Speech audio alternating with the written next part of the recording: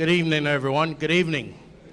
I'm Ken Bradshaw, Superintendent of Schools for the Richmond County School System. I want to welcome everyone to our first public hearing to discuss the Richmond County School System Facility Master Plan.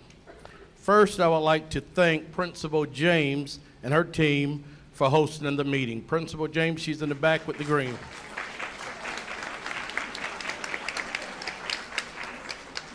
Secondly, I would like to recognize our school board members who are present. Will you please stand to be recognized? School board members.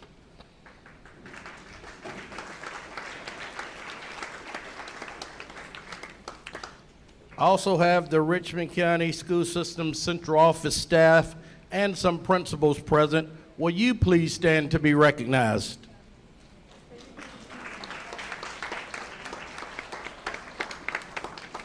The essential question is, why are we here today? This is the time of year we review our portfolio of schools to see if we are maximizing program offerings and being fiscally responsible. If we can do both, I believe we are able to accelerate student academic achievement. Therefore, we have partnered with a demographer to assist us in achieving this goal. While working with the demographer, we have learned a lot over the past few months. The company is HPM, and our presenter is Mr. Tracy Richter. At the conclusion of this presentation, we are hopeful that you will be equipped with the same information that we have before making a final recommendation. So at this point, I want to turn it over to Mr. Tracy Richter. Thank you, Dr. Bradshaw. Can you all hear me back in the back? Okay. You guys all right in the last row? Okay. Okay, so my name's Tracy Richter. Dr. Bradshaw called me about 9 months ago, and he had seen something I had done because I work around the country working with school districts. I'm not just a demographer. I'm actually an educational facility planner. I used to be an educator. I taught middle grades education for several years before I started doing this about 25 years ago. So I do work with districts across the country and doing exactly what we're trying to do here, to build a facilities master plan that allows your buildings to align with your programs, along with your demographics, along with your finances. And so, all not an easy discussion, but what we want to get to tonight is how we come to some conclusions we come to. I think in the past, what this district has gone through is this idea that you kind of wake up in August and you decide, okay, we're going to have to close some buildings next year. Well, that's not the way to do good facilities planning. Good facilities planning actually takes a look out in time. Tries to look at future enrollments, how you want to do program delivery, how many teachers and staff and resource do you want in buildings to deliver the programs that are right for Richmond County. Not for Columbia County, not for Atlanta Public Schools, not for Sayona Chatham, but for you. And that's what makes it different for everybody. And so what we're going to present tonight is it's not an easy discussion. And don't think it's any easier up here to have to present and go through what we have to go through to make some decisions that align our programs in the right direction. And so what I'm going to take you through is a process on how we got there. And I know there's going to be plenty of questions and comments that you have, but once you hear this, I think you're going to come to at least some understanding as how we got to the conclusion. Now, also what I'm going to tell you is that I've been doing this long enough to try to figure out what even consensus means anymore. There are going to be people that walk out of here not happy tonight.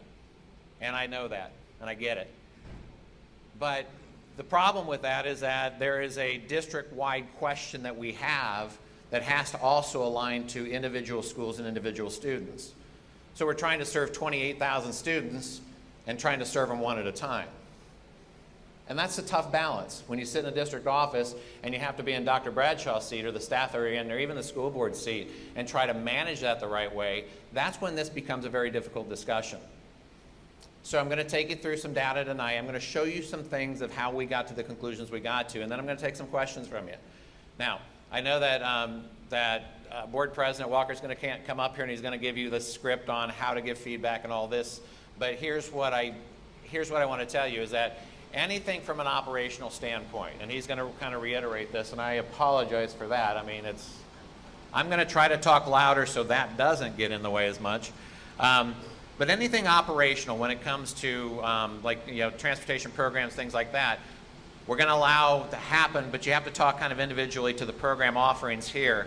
I'm going to talk about facilities up here, okay? And so any question that I can answer tonight regarding the facilities plan and how we got to those conclusions, I'm glad to have that conversation with you. But what I'm going to start with, though, is I'm going to start with a video, okay, that we've put together that kind of gives an overview of what this process is and what it's intended to do. And so the video's 4 or 5 minutes. It doesn't take very long, but it gives you an oversight of kind of where we're trying to go tonight.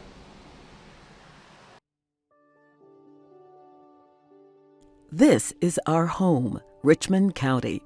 We know its history, and we're invested in our future. These are the faces of tomorrow. Our kids deserve a chance to learn and grow in a community that cares. Our teachers are terrific. Our leaders work hard. And most importantly, our kids are filled with potential. Shouldn't we give them the best? But to do that, we must change. In the Georgia Milestones Assessment, Richmond County Schools ranked among the bottom 10 of the 180 public school systems in Georgia. Our aging buildings aren't able to keep up. Our children are not getting the education they deserve. Change is tough, but new beginnings make way for a better tomorrow, and that is worth it. In the past, we fell short, but we can do better, and we will. We can give our kids state-of-the-art buildings. We can offer them more teachers, staff, and programs. And the state of Georgia will pay for it. But first, we need to adopt a 10-year vision that brings more money into the district, using state funds we currently don't qualify for. Here's how it works. Georgia requires a minimum number of students in schools in order to get funding. Today, many of our schools do not meet the minimum enrollment required to maximize state funding. That means instead of all of these resources, they get just this. That's what we can offer the majority of kids in our district now. It's not enough. Our kids are missing out on the things that are proven to help them get ahead. If we keep the status quo, we're leaving free money on the table. We get less than other districts. Plus, we're forcing kids to learn in buildings that aren't up to par. But look at this. Here's what we can offer if we are willing to make changes. We have to consolidate. Right now, we have too many buildings and not enough students. Before the next school year, here's what we need to do. Open new Richmond Hill Elementary to help families in an area where more kids are moving. Opening a new Bel Air Middle School will also balance out classrooms. Building a new Langford Middle School means moving students to Tut. This paves the way for faster construction. We need to close Spirit Creek Middle School. The same is true at A. Bryan Mary Elementary School. The conditions in those buildings do not meet our students' needs. These recommendations came from the brightest minds in rebuilding school systems for tomorrow. HPM informed by a community task force. Together, we created a master plan.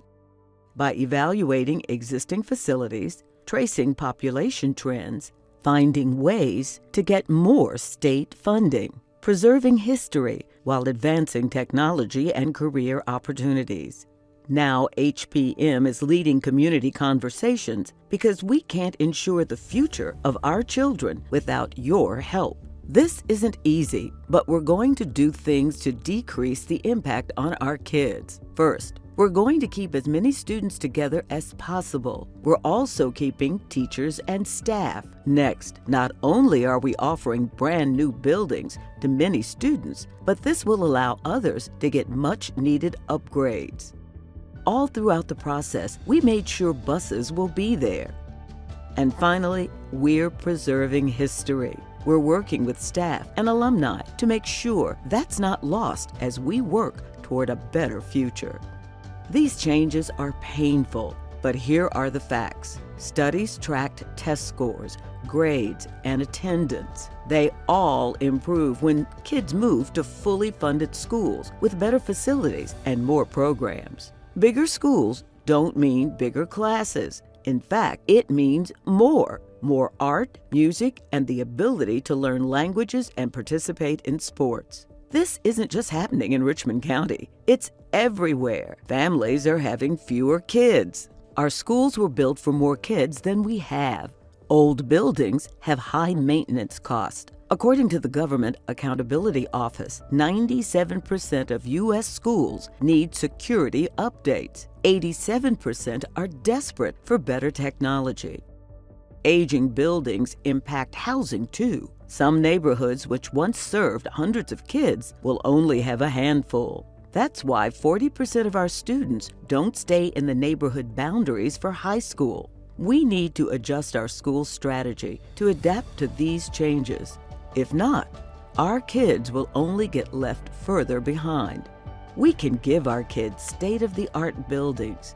We can offer them more teachers, staff, and programs. We can build a better foundation, offer world-class education, and ensure a better future. And the state of Georgia will help us pay for it. But first, we must change. Want to learn more about how this impacts your kids, your schools, and your neighborhood? Head to our website. There you can enter your address and see an interactive map showing the changes needed to ensure our kids keep up. This is just the first stepping stone to building a foundation for the future of a world-class education in Richmond County.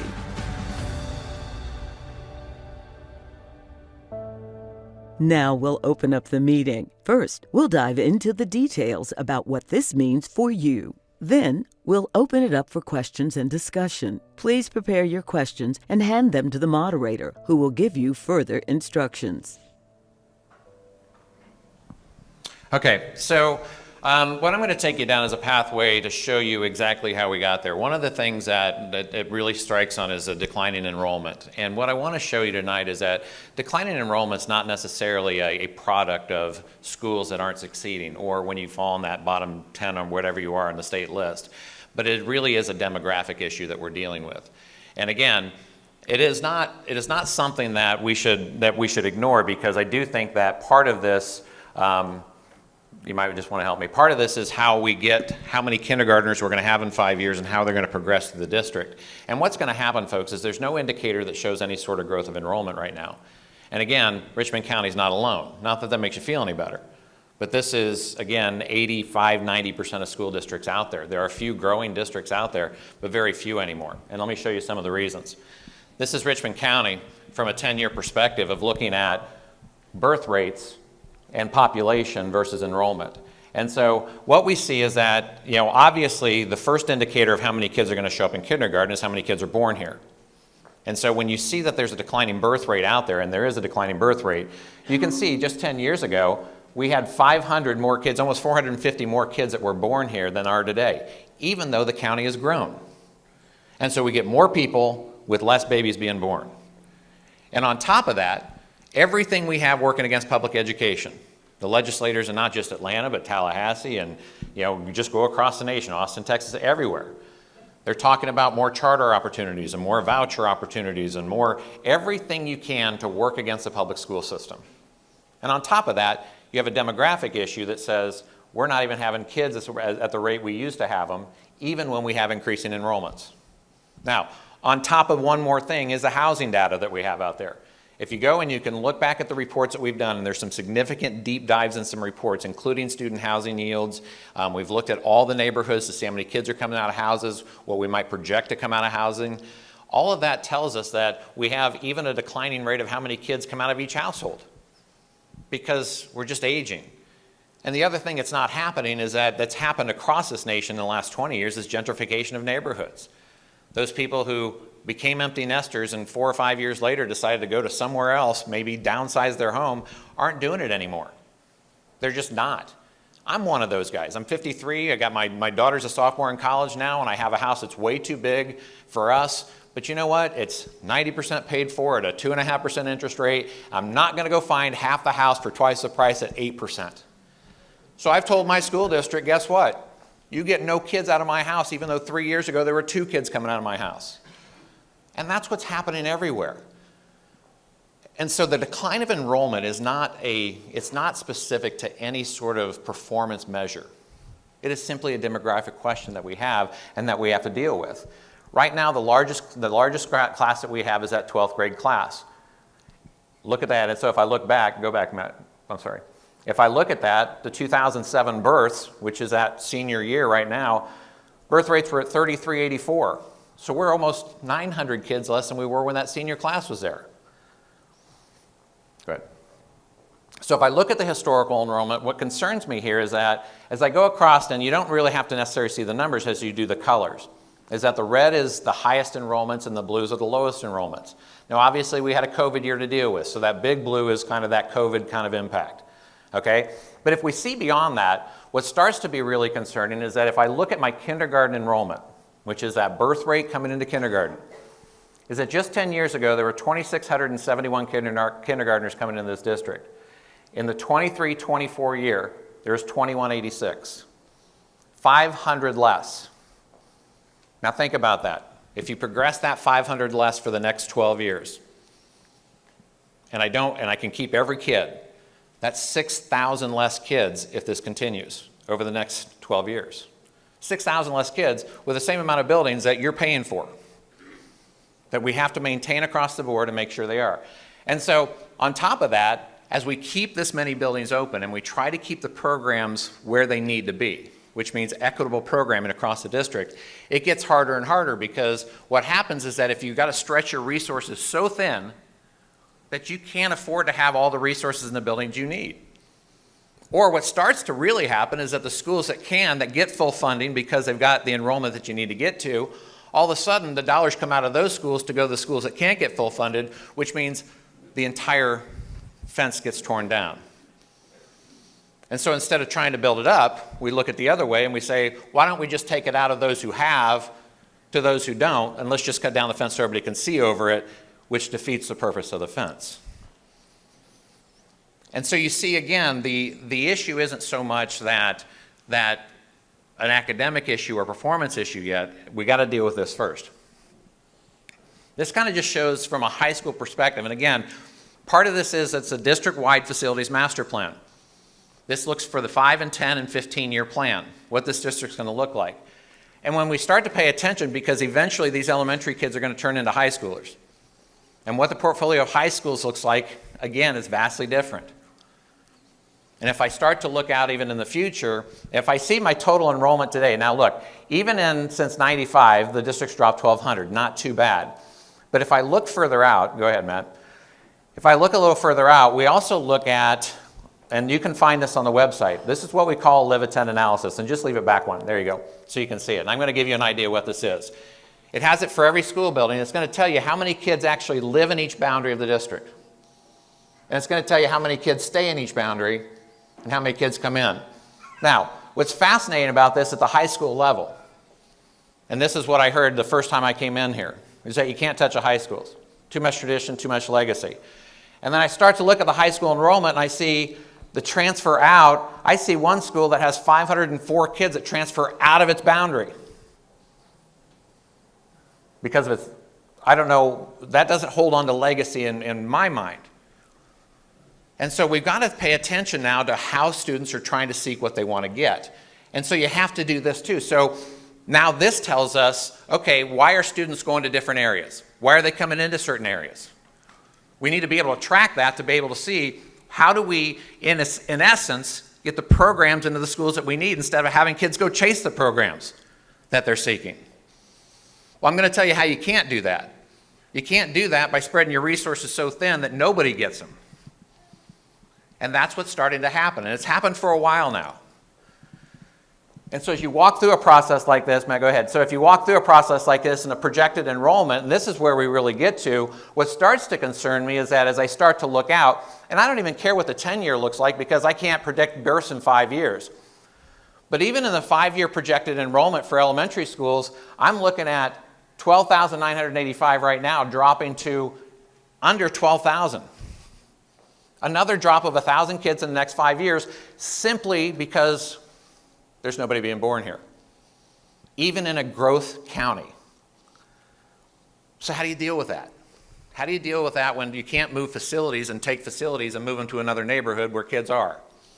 Or when there's not kids in neighborhoods anymore? Well, you can't. And so you have to, in a facilities master plan, and again, one of the first things I said is that there's no way this should be called a right-sizing process. Districts are always in evaluation of how their facilities align to their programs, to their demographics. And without a facilities plan, right size has to be down the road. And so then you have to build the plan for it. So not that, one of the things that you have to be careful of is that this isn't necessarily about cost savings. Closing buildings isn't about saving dollars. It's about maximizing dollars. And I've said this forever, and I'll say it in front of the school board, and I'll say it in front of city councils, I'll say it in front of the mayor, because I did on Saturday, I said it in front of the mayor. If this was about saving money, then we wouldn't be here. Because even if you said you were saving money by closing school buildings, there's not a community in this country I've met that trusts any government agency to spend their money the right way. And that's the truth. Okay, let's just face reality. And so it's about how you maximize dollars in your funding in your schools. And right now, that's simply not happening. The state of Georgia allocates so much for your funding per student. That's the formula. You don't get more because you ask for more. You get more because how many kids you have walking in those buildings. And so that means you get so many teachers. You get so many guidance counselors. You get so many principals. You get so many APs. You get so many art teachers, music teachers. After that, you're done. You pay for the rest. Locally, you pay for the rest. And so when that decline of enrollment is, you can't maximize the dollars unless you decide to go out and ask your taxpayers, hey, we need more money so we can have the programs that we want. And you're already saying, well, you're squandering the money. Well, I will tell you that Dr. Bradshaw will say, yeah, we are squandering the money. Because you are. You're spreading your resources way too thin where the state gives us so much dollars, but in order to make sure that every elementary has as close to an equitable delivery model as we can, we've got to spread our dollars thinner. That's not a good use of anybody's money. So what a district deals with, go back one, I'm sorry, what a district deals with is this question right here. Ultimately, it comes down to this. You see this triangle, and what this triangle represents is that what a school district has to do to operate and maintain their facilities. Now, here's the trick about this triangle, is that you can't get out of the triangle with picking all three. You can only pick two, because if I want diverse and robust program offerings, is what you want for your children, you can't do that in small school sizes and have low operating costs. You're going to have high operating costs doing that. If I want diverse programs and low operating costs, I can't have small school sizes. Go anywhere in this triangle, and what you figure out is that you can't do all three at once. And the trick to every school district is what your triangle looks like. This is what makes you unique. And so if your decision is that we're going to keep as many facilities open as we can, then that means you're going to have high operating costs. And that's fine. That's up to you. That's not up to Tracy Richter and a consultant to come in and tell you that. If that's what this community wants, then do that. But there's going to be an ask of it. But if you want those most robust programs, you're going to have to get those enrollments to a size that makes sense. And we're not talking about an overabundance of size of schools. At elementary, what we're trying to focus is on trying to get 4 teachers per grade level. That would be really nice to have 4 teachers per grade level. But you know what that means? An elementary school is about 550. That sounds big until I talk about it at a grade level where nobody thinks that 4 teachers at a grade level is a big school. But if you can get to that, you can get to maximize funding. And what I mean by that is that if I go through that and I see that, if I do see, I don't know why technology is not going to deal with us tonight. So if I see that, this chart's very important. That in order to get the minimum funding for schools in the state of Georgia, this is the school size that you have to have. And this is minimum. I'm going to show you what minimum means in a minute. Now, in order to maximize the dollars, which means we have 16 of the 28 elementary schools that are below that 450 threshold, which means that's more dollars than you guys. The state can't get us maximized fund that way.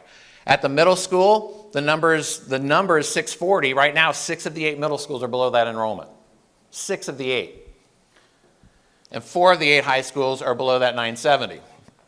Now, what's interesting is minimum funding doesn't get you a lot. Minimum funding is this. So if I look at the minimum, this is if your enrollment is greater than 450, I still can get then a principal, the guidance, a half principal, the half nurse, and a media specialist full time. Then I have some decisions to make for a full liberal arts education that you want your kids to have. Music, art, PE. Even at that 450 number, you can't get that kind of full funding. You just can't get there. And that's okay if you're willing to pay for those programs to be in your schools, and right now you are. Now, if I jump to the AP, I'll give you a real-time example, is that right now the state funds about $3.5 million for assistant principals in the district. You have so many schools open that you spend $11 million. That difference is on you. That's this community and the community as a whole in Richmond County. Now, can you get rid of that entire bogey? No, you can't. But you have to minimize that because although the APs are important here, that those dollars are better spent in more program offerings than having to spread our money too thin. And so if I look at below the 450 threshold, if I go across the district, this means a principal and the half nurse. Everything else then, because it has to be as a district-wide level, disappears without local funding. Now, so the question becomes then, in a conversation to be had, is that if we're going to keep buildings open, then what programs don't exist? It's really kind of that, and it's not an easy question. It's not an easy question to answer at all. But what I've done with this, when I've talked to this school board, face to face, toe to toe, and they're holding my feet to the fire to make sure that we do this process the right way as good as we can. My same response to them was, if we can't go down the pathway of reduction of the portfolio, then I'm not leaving the boardroom until they tell me which programs go away. I'm not going to leave until we hear those answers, and those answers have to be solution-based. Look, I know we're going to get the comments tonight of how much the school means, and you love the school, and I understand that. I love the schools I went to growing up. I understand that. But if we go across the board and we know a reduction of facilities has to happen, then what school is it? Because every school is going to come up to us and tell us how much they love their school, as they should. If I move on to the middle school, and again, this is where your kids are going to be impacted by this because they're going to go on to middle school. Again, at the minimum state funding level, again, I get one AP, and then look, at the CTE offerings, I get one CTE offering, which is supposed to be an exploratory year for our middle school kids. They don't even know what career technical programs they can get into because they're not even offered at the middle school level that they can explore them. So how do I go out and explore that? And then if I get to that full funding level, all of a sudden I can start to add in world languages that are key. You know, this full liberal arts education. If I can just get to that 750 number at the middle school level. And when I get to the high school level, this is where I have concerns. So remember it said that the minimum at 970 and the top was like 1680 or 1670, something like that to get full funding. Well, the fact of the matter is none of your high schools in Richmond County are ever going to be that 1600. You're not a community that would want a high school that big, and that's understandable. So you've got to get to the maximum number that you think we can. We tend to think it could be 12 or 1300. That gets you closer to these numbers. But with this minimum state funding, look at this. I mean, and then if I get the full funding at 1680, even if I got 1680, all of a sudden then I can get this. My next one, please. I can get this with the full funding. So my question once again, now we're not here to answer the high school question tonight necessarily, but my question will be, if we can't do it, then pick one, pick two, pick three. And folks, that is not, for me, it's not something that says it's one or the other. I think that you have opportunity in this district because you have so much space to create a really good opportunity for kids. And there are some neighborhoods that are going to have to step up for the rest of the district. We happen to be standing one tonight. I'm going to ask the same thing of Josie. I'm going to ask the same thing of Glen Hills. I'm going to ask the same thing of Spirit Creek down the road as we get there. But in order to get to these funding levels, I need to get to this. Okay, so if we move into the recommendations for the 24-25 school year, now remember, I said we have kind of 3 sections to this. We have the 5-year, which is a very tactical plan. Then we have a plus 5 years, which is more visionary. What are we going to be able to do to set us up in the future then? But we got to get here first. So the first thing that we're going to look at is kind of the timeline for the 24-25. In the investment of the Richmond Hill and the Bel Air with the opening of those buildings, brand new facilities, and again, this is a question that I get asked all the time. Why are you building buildings when you have to close buildings? Well, everybody does that. You have to reinvest into old buildings and get rid of old buildings or update those buildings in order to maintain a district. That's what happens in school districts. So if I don't invest into other buildings or I don't replace old buildings, then you just have old buildings that are empty. And so that's why you have a SPLOST program to continuously reinvest into the district. But sometimes the reinvestment has to be, look, I'm going to do 2 schools for 1 school or 3 schools for 2 schools. And that's the investment strategy as you move forward in order to make sure that you have state-of-the-art facilities where kids are and where they're going to be, not where they've been. And I think that's an important thing. That if I go in, and if I were to start a school district from scratch, and I were to tell you that I'm going to build a school for 500 kids and had 1,000 kids in that boundary, you'd look at me like I'm crazy. But the opposite happens too. That I would never build a school for 1,000 where only 300 kids lived. That doesn't make any sense. So if you look at the district from the perspective of having to make sure you have the right facilities with the right enrollment in the right location, you would never, ever build this district the way it looks today. Because it wouldn't make any sense. And so you have to, at points, make adjustments into your district, and that's why you build a plan. And so as you go through there, one of the first things that has to happen, which will directly impact some people in this room, is that we're going to make a move from the Langford campus into the Tutt building immediately. Now we're going to combine those enrollments. Now it's going to make a difference when I show you something about what's happening at Bel Air. But in order to do that, and for us to be able to do that, to move those two enrollments together, we're going to be able to clear off the site at Langford Middle School and start and cut a whole year off the construction project, which is millions of dollars of savings and time, and a middle school that's been promised in the community for 20 years. Brand new middle school that could impact a lot of students in this facility. Now, on top of that, also with the closure of Spirit Creek, being able to disperse those kids into Pine Hill and into Hepzibah, we're able to maximize the enrollment at those middle schools also. But also then, in this is where we specifically talk about the closure of Mary. Now, first and foremost, I want you to understand the process of getting to a school. It's not like we got in a room and just said, okay, we're going to use that school, and that school. That's not the way this process works. So we look at all the buildings in the area, we look at transportation, we look at capacity, we look at condition, we look at resource staffing, we look at all the things combined to see what movements can be made in an area to adjust the buildings to where they need to be. And then you come to some conclusions about what building then falls in place with that. In this case, it happened to be Mary. And so what it does, though, is it allows some things to happen as we do this building into those other schools where we get some more maximum enrollment into the elementary schools to get us close to that full funding. Now, again, this is on the website, so you can really get in and you can see deeper into it. Even if you're on your phones, you can do this. But let me explain how this chart works on here. Is that it has your current capacity in here, and then it has your current live-in enrollment. Okay, now we look at live-in enrollment because the first notion you look at a boundary is that if you live in a boundary, you should have a seat in your elementary school in that boundary, even though we have movement and choice across the district. But we look at how many students actually live in each of these boundaries.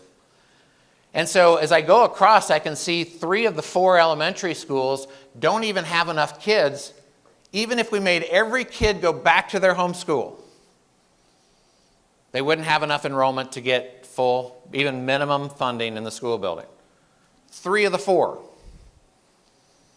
Which means stretch a little thinner. Just keep stretching a little thinner. And this isn't the only place in the district.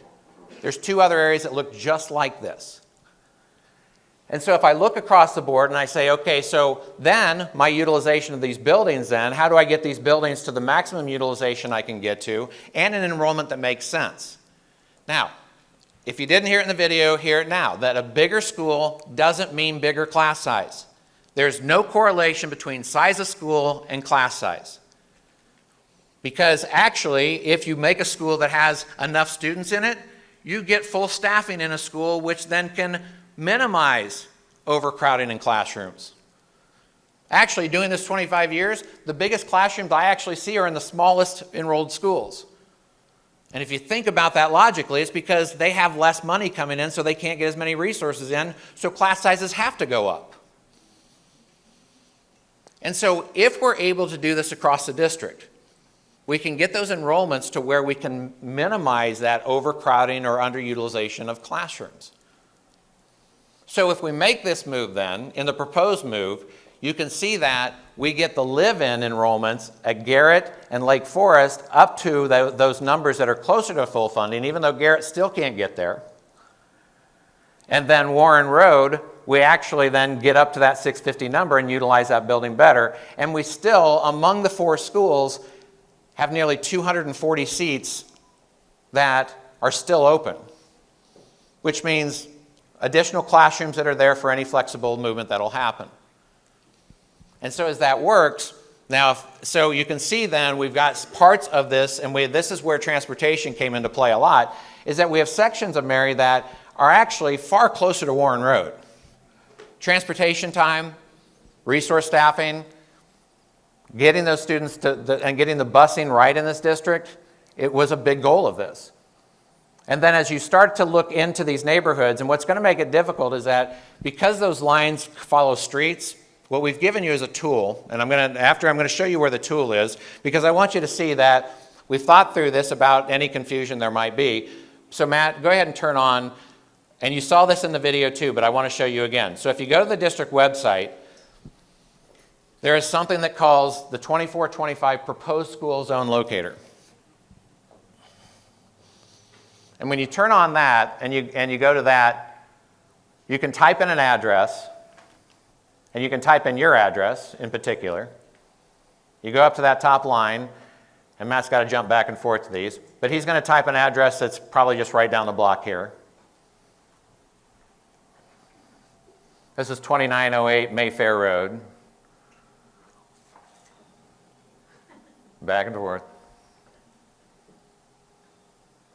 Yep. And what it's going to do is going to pull up your planning unit. It's actually going to show you the address match right there. That's where that location is. And then if you go over here, it shows you the current assignment and then the proposed assignment for that school building. Okay, and so you can't see it up here, but when you go in, you can go to the district website and you can find it on there. It's on the planning website. Type in the address and it can show you where that proposed move would be for your specific house on that. Okay, so we've tried to make it so that if the board approves this moving forward, that you have an easy tool that you can go to see how that impacts you and your family. Let me go back to the PowerPoint. Now I'm going to briefly just cover kind of what else we've done here, because I do think there's people in the room that are going to have choice as they move into middle schools and high schools too. And I want you to see what that kind of means from a district-wide perspective. And so, Matt, I'm going to leave you up there to get me there. Okay, yeah, go ahead. So the first one is obviously that Tut Langford. And again, when we look at this, and this is what's going to be interesting, is that sometimes you see that like we have a live-in that's higher than the capacity of the building. Well, here's the thing. Right now, there's about 340 kids that leave that area, right off the bat. And so we don't feel like there's going to be a capacity issue here because kids have the choice at those middle schools that they're choosing to go to those. And so you see that. Go ahead. On the new Richmond Hill, again, I'm not going to even cover these right now, but the new Richmond Hill Elementary shows some of the movement of some of the planning units in there. And then you get to the same thing with Bel Air, or Richmond Middle School. Get to the same thing with Bel Air Middle School. And then we go to the closure of Spirit Creek. And tomorrow night we're going to have a meeting with the Spirit Creek community about what that means to them, okay, as you walk through that. Now, the recommendations then past next year have a direct impact on all your students that are going to move through, as you see it. And so you already saw that kind of Tut-Langford thing. So there's a lot of students that live in these boundaries that are going to be impacted by that new construction. So if the SPLOST goes through, that you can count on about 2.5 years, a new Langford Middle School, which means any third grader in this building that is scheduled to go will find themselves in a brand new middle school if they choose to go to Langford. Now, also then next year with a couple more closures with Gracewood and Jenkins, and part of that has to do with housing and the movement of housing and subsidized housing in the downtown area. But here's the big part, is that this is a move now to reduce our high school delivery model, get our facilities more in line on the high school line. So, and this is going to take a couple domino steps, and you can see that a lot of it doesn't get implemented until like the 27, 28 year, because you can't even get there. But first and foremost, next year, what we would attempt, or 2 years from now, the 25, 26 year, what we would do is we would take the Murphy and Hornsby middle schools and we would move them into the A.R. Johnson building. And we would combine that A.R. Johnson program right now into the RCTC program, not as a combined program, they still stand independently. But to make that happen, what we would do is we would then move the C.T. Walker kids out of the current building there and move them over to the Tubman building in order to, the plan is demolish the C.T. Walker building in order to produce a whole campus experience for the middle school at Hornsby and at the Hornsby building there at the ARJ. And so once you do that then, you can move the Josie High School students into the Murphy building and they'll fit. And then there'll be a brand new construction of taking down old parts of the Josie building and reconstructing a full comprehensive high school with a focus on career and technical education. And it'll still be a high school. It'll still have its existing boundary. What it won't have is a feeder pattern from elementary to middle school into it, because it'll be a district-wide program. Now, what you're going to have to see in this next 4 or 5 years, though, is this complete transformation of career and technical education. Getting the programs from RCTCM that belong with the A.R. Johnson program, and getting full comprehensive career and technical education that moves students forward at a brand new campus at the Josie site. So a reinvestment in that Josie. Now, it looks different. But what's going to happen there is that what we're going to call a ghost boundary of Josie will always remain. And students who are in that boundary will always have first access into that Josie facility. It's a comprehensive high school that has a focus on career. It's a district-wide choice program. Robust programs that are going to be there. Now, in order to get there, though, it's going to take a few years, so we don't anticipate that until the 28-29 year to move in. So there's a lot of movement there, but there's a lot of reinvestment that has to happen into that site to make it work. Now, the last thing is in the Glen Hills corridor. And in the Glen Hills corridor, the idea is to take 4 of the elementary schools and get them down to 3. And the way to do that is to reinvest into, first of all, to move Glen Hills Elementary into the Glen Hills Middle School campus, okay, which would be renovated to handle elementary students. And then also, in the southern part, in Meadowbrook and Jamestown, moving them over to the Morgan Road campus into a new facility also. But with that reinvestment of that area, we have actual elementary schools that are actually going to move into middle school buildings, retrofitted for restrooms, those kind of things. But think about this. They're going to move into facilities that have full gymnasiums, full theaters, full science rooms where kids have access to science at elementary grade levels. But we're going to have to then move the Glen Hills Middle School into the Glen Hills High School campus and eventually then phase out Glen Hills High School. And so you can see then with the reduction of those 2 campuses that are feeder patterns, we're able to reduce the number of high schools in the district to get us to where we need to get to. And so that aligns our programs to where we need to be. And so as we finish out the week, we're going to continue to do this all week. And first of all, I want to tell you, I appreciate the grace of you letting me take you through how we got to where we got to. And there's a lot of decision points that have to be made to get to where you get to. And there's no question. But ultimately, you have to get to this idea is that the community has to choose if they want buildings or if they want programs. And what your balance is. And that's the tough part, is to look out for 28,000 students one at a time. And that's what the district has dealt with. And so if the buildings continue to stay open, then this will continue. The resources will be spread thin, and eventually the dollars just aren't going to be there. The state's just going to, they're just going to keep coming at you, because that's what the state governments are doing right now, and I'm not blaming them. Look, here's the other thing, and I want to tell you one more thing where this district is making investment. I sat in a meeting the other day where they were talking about where bus drivers and cafeteria staff and maintenance people don't get into the teacher retirement system. They have to, because of Georgia state law, and it is what it is, and I'm not throwing stones in Atlanta, but they can't get in the teacher system. And so the board is presented with this idea about how do we make sure that those people who want retirements that come in to help our schools work every single day have some sort of better retirement. And they're looking at how to invest better into their retirement system so those people have better retirements too. That comes at a tune of about $400,000. That's what it takes to operate school buildings. Do we think that the bus drivers, the cafeteria workers, and maintenance people deserve it? We all do. But you see, when it's another $500,000 here and $500,000 there to try to make it better, it takes away from somewhere. So the investments are trying to be made to make it better. And part of it has to be looking at your facilities. Unfortunately, what I'm coming to you tonight is asking this community, you're going to be one of those buildings. And so what I'm going to do is I'm going to invite the board president up really quick, and he's got to read something for legalese. And then I'm going to take questions about this presentation from you. Okay, we also have cards that, okay, and so and there's a couple things. If you're not comfortable, or just even in public speaking, if you want to write on a card and have the question asked, I'm glad to answer the question too. But we'll let Charlie read this and then go from there. You need this. Really don't, but I'll take it.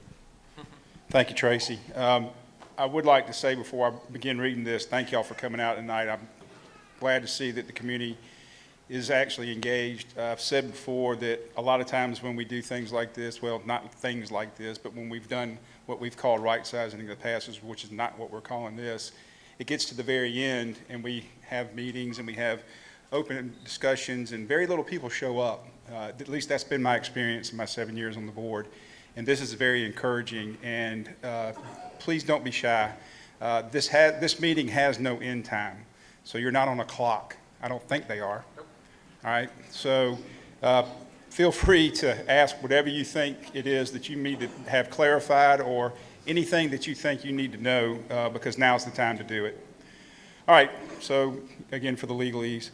Prior to a local Board of Education's decision to consolidate any existing schools where the consolidation results in students potentially being moved to another new or existing school, the Board of Education is required by law to hold public hearings and provide an opportunity for full discussion of the proposed plans. The plans that are being presented tonight are proposals only and are in draft form for the board to consider prior to any vote on the plan. The purpose of these public hearings is to provide the public an opportunity to learn more about the proposed projects, as well as for the public to provide feedback, comments, and concerns regarding the proposals so that the board members and school officials can consider these concerns prior to any vote on the plan. You will notice that there is also a court reporter present who will be preparing a transcript of all the comments and concerns so that the board members can review all of the information at the conclusion of the hearings and prior to taking any votes on these plans. The board members and school system personnel are here tonight to listen and receive feedback from the public.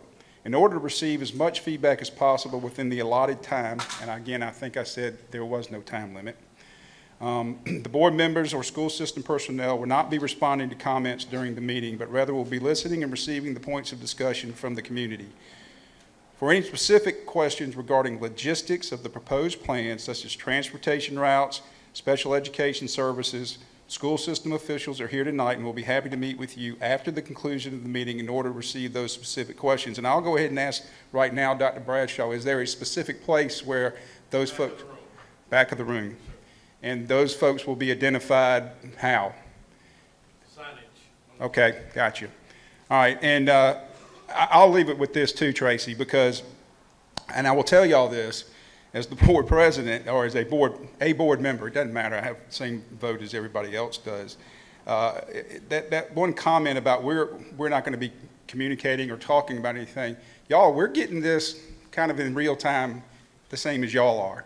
Now we've had some previous meetings that show us how they got to this data, but this information, I've heard this thing now 3 or 4 times, and every time I hear it, I learn something new. So we're also kind of digesting this and chewing on it as y'all are as well. And so I'm very excited and very happy that you're here, and I want to hear what your comments are so that we can make a more informed decision on what I think has been a good presentation this evening. So Tracy, I'll turn it back over to you. Okay, so again, because the board's not going to answer questions, if you have specific questions about this and how we got to this, I'm glad to answer questions. Okay, so in the true essence of a dialogue, so we can go that direction. Okay, yeah. Hi, Paul Wheeler. Hi, Paul. First, thank you for the presentation. It was very informative. And I don't know if you'll be able to answer this, but what is happening to the A. Bryan Mary land property, and how much will this affect my property taxes? Okay, so I think, well, the property tax one is a tough one, but I do think Yeah. that, I actually think that no building, the idea is to leave no building empty, okay? And so there is still need for professional development space, teacher training space, and those kind of programs that we need for the district level too. And so the intent is that buildings that have good structure, to keep them but have them in use. There's no plan to leave a building empty. Okay, we don't want any of that to happen. Now, as far as property tax go, making sure that you have the best quality schools probably has a bigger impact on your land value than one single building does. And so the idea, the site won't be ignored. The idea is to try to use it in the most capacity this district can from a non-student perspective. Like I said, there's plenty of training need that has to be out there and other places to meet for the district.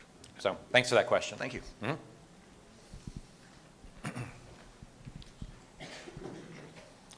Good evening. My name is David Barney. I'm Hi, the David. father of a child at C.T. Walker Okay. Elementary School, and I noticed there hasn't really been. I appreciate you putting forward the information. I was looking at the slide presentation earlier, and the things you talked about weren't as apparent. Okay. So I can understand what you're trying to do Okay. with the area. I'm just trying to figure out what is the future of the C.T. Walker children, because I have another child that's likely going to be going through that. Because it looks like you're building a lot of other schools, but the C.T. Walker kids are moving to a building that is older, smaller, has less facilities, in a higher traffic area. And I'm not seeing anything on getting them to a facility that matches what they have now. Okay, that's a good question. And one thing I did not get into is kind of the reinvestment of facilities. That when we move students into something, that goal towards better technology, better program spaces, all those kind of things. The idea is that there is an investment into that building before any student moves in. The reason we delayed it, first of all, is because first and foremost is there's a couple programs in there that are service programs that we'd like to move out. And then second would be to then renovate that building to the standard you need to get it to. It currently doesn't have a playground. The circulation on the site needs to be altered so you can get buses and cars on there. But the Tubman building is a far more accessible site than the current C.T. Walker building is for transportation. From a district-wide perspective of getting students who can't drive themselves to school, and it helps us on that. But rest assured that there will be an investment into that building before any student walks in. So the program doesn't change. Staff doesn't change. I can't answer the staffing, but the idea is pick it up, move it in a facility that's upgraded to get to where they need to be. Right. So. Can I follow a little tiny Yeah, bit? absolutely. Yeah, sure. The parents of C.T. Walker, and my son there now is not my first child that I put through there, Sure. have over the years put a lot of their own money through the PTA to make sure that there are upgrades to the facility. Sure. And I'm having a hard time seeing like what is happening with what we've put in there versus what we're getting out of that.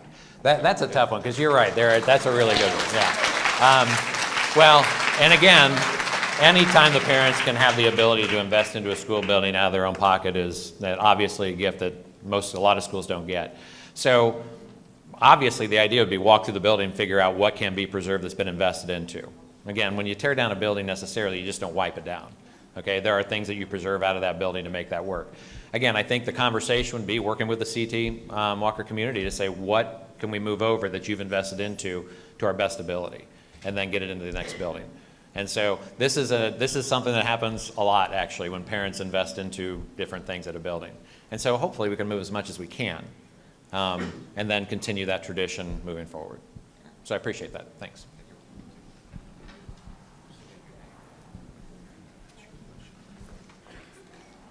My name's Felicia. I think I listened a lot to what you had to say, and a lot of the things that you mentioned, did kind of make sense. I understand the demographics. I understand, that there is more federal funding that we would qualify for with consolidating the schools. However, I think that conversation that I listened to was more quantitative and not qualitative. And I think what's missing is the resources for the teachers that are all going to get dispersed to all these different schools, which is great,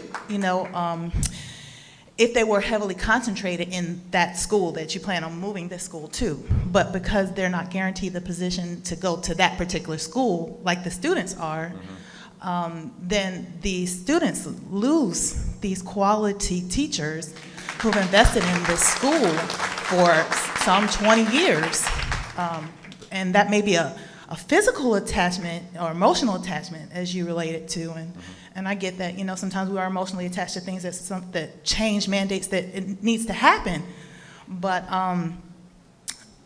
coming from across the river, as far as I live here, but I work across the river, that school that has the 550 students who qualify for all the federal funding, they are struggling with maintaining their teachers. They have a lot of substitute teachers that go in and out. That affects the learning process. That's not being talked about here.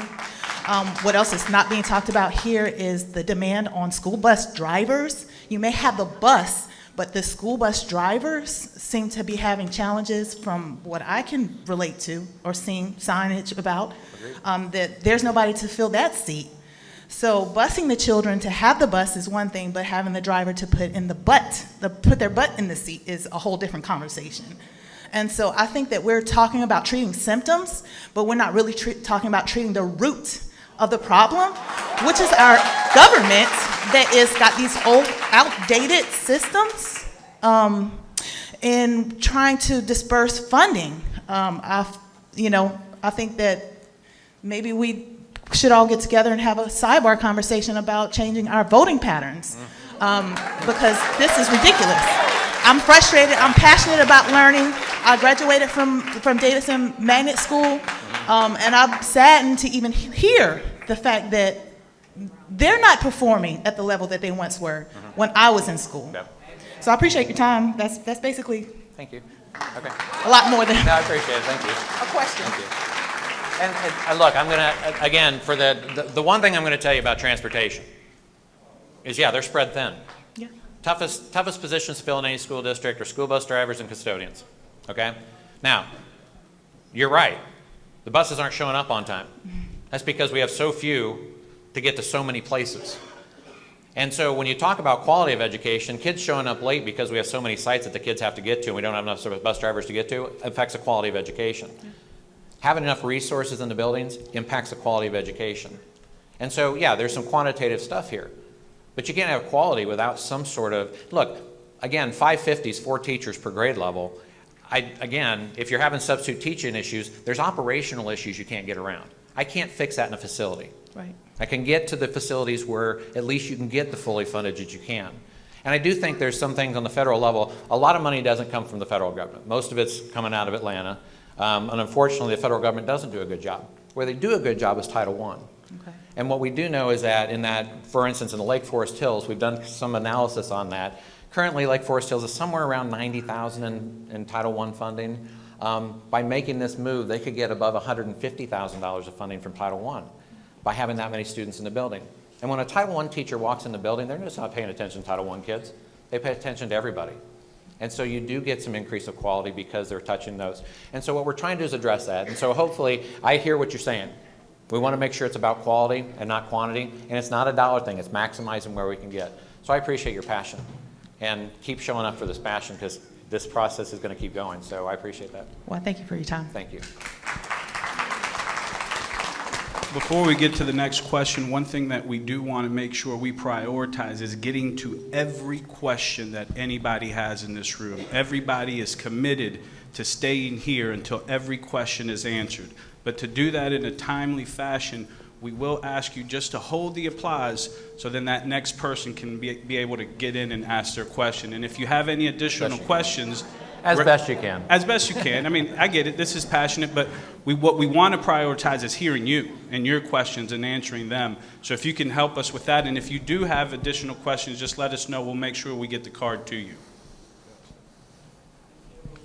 Cornelius Schenkel. Hi, Cornelius. Hello. My question is, what is the projected classroom size? Okay, so again, the projected classroom size depends on how many buildings you have and how many classes you need to serve. Okay, and so the maximum, it's a teacher contract issue, and it's also our capacity is figured on 25 kids per elementary classroom, but it actually goes down a little bit because of specialized rooms in elementary schools. So ideally, you'd like to stay below that 25 mark. At the middle school, you get up to 28. At the high school, you can maximize out to 30. And that's what the state tells you. Now, look, I'm a former teacher. I get it. 30 doesn't sound like it's very appealing. Okay. So, discipline in the classroom. No question. You're going to have one teacher trying to teach 25 students. Is that real? And my question is the goal for money only? Nope. Or are we here to try to produce the best leaders of the future? And if we are here to do the best for our students, I think we need to go back to Atlanta and wherever else and get more money. If we can go and do a James Brown Arena, and I'm all for that, we should be able to get the money and the funding to provide for whatever we need at the local level. I'm completely, I think that the direction of the conversation does have to be more focused. And we had I met with some legislators that were in our audience on Saturday. They're saying the same thing about Augusta, trying to fight for it. But then what the fight is, also that the fight has to be, is to fight for public education. You're right. So remember, let me get back to the class size thing. Because remember, the size of the school will be directly impacted. I mean, it doesn't directly impact the class size. If I have enough teachers and resources in a building, I can manage my class size. Right now, I can't manage class size. It's hard. If we go over and we look at Columbia County, they're building schools, and everyone that comes here says, go to Columbia County. They had, at one time, they had smaller classroom sizes, and then over in North Augusta. But here, we're talking about combining and closing. When you got Fort Eisenhower over here that's expanding, you have all the other facilities that are coming, but we're over here talking about combining. If we need to pay taxes, we pay taxes. And we need to do what we need to do for the kids. Great. I appreciate everything that you're doing, Yeah. but it's lip service. And I'm sorry, I'm not a political type of person. Okay. I just got to call it like it is. Right is right and wrong is wrong. Agreed. And this is not right. What we need to do is go and find the money and come back and provide the facilities that are needed. Thank you. Thank you. I appreciate that.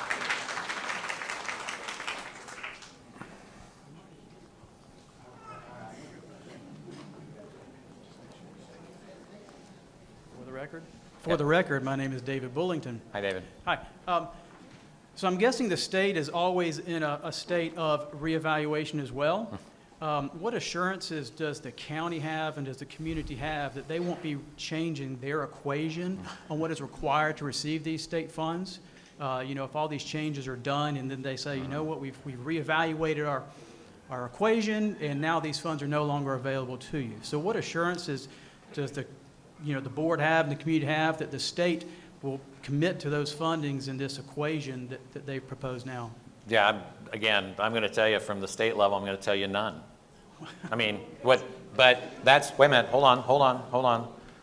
But that's what they deal with too. That's what the superintendent deals with. That question needs to be directed at your legislator. It needs to be directed at your governor. It needs to be addressed, and that's where that question needs to go. The best a district can do is try to maximize to where they can get to where the state is today and looking forward. It's not it's not a great answer for you. But the answer is there's no guarantee. There's no guarantee that Title I. There wasn't a guarantee when they decided that in 2010 they were going to put all these pre-K programs in schools to get out of the Depression era, and then they lost all the funding 2 years later, and I had all these pre-K teachers across the country that didn't have jobs anymore. That was from your federal government. But everybody rooted it on when they came in 2010. The best the district could do is try to meet where they were. And so I think that and I will tell you, again, the legislator that sat in the room the other day was struggling with this too, because he's saying, I'm trying, and he is. He's making an effort, and his voice is there to say, we need to maximize this. We're hurting in Richmond County. And so, again, when we're looking at stretching those dollars, and we know there's a surplus of dollars in this state too, right. And so that's, right. I think that needs to be addressed to get more directed here. You see what I'm saying? I mean, I do. There's got to be some historical record of when that equation has changed. Yep. And there's got to be some kind of way to go back and look, when was it last changed? You know, there's got to be some track record of that equation, I guess, they've got that comes up with these numbers. You're basing your decisions on. Likely the easiest thing, and now you got me curious, because likely the easiest thing to do is track administrative changes.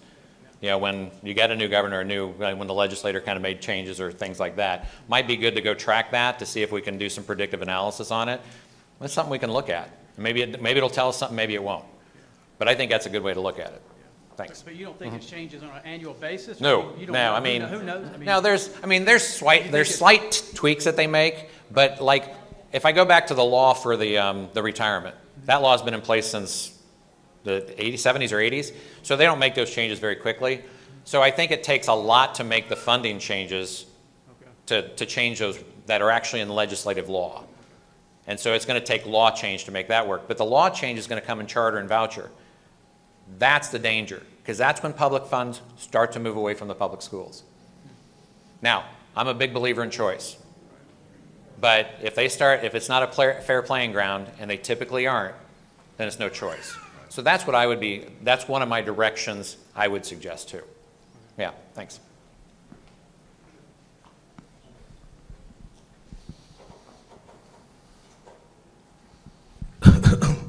Okay, just making sure y'all can hear me.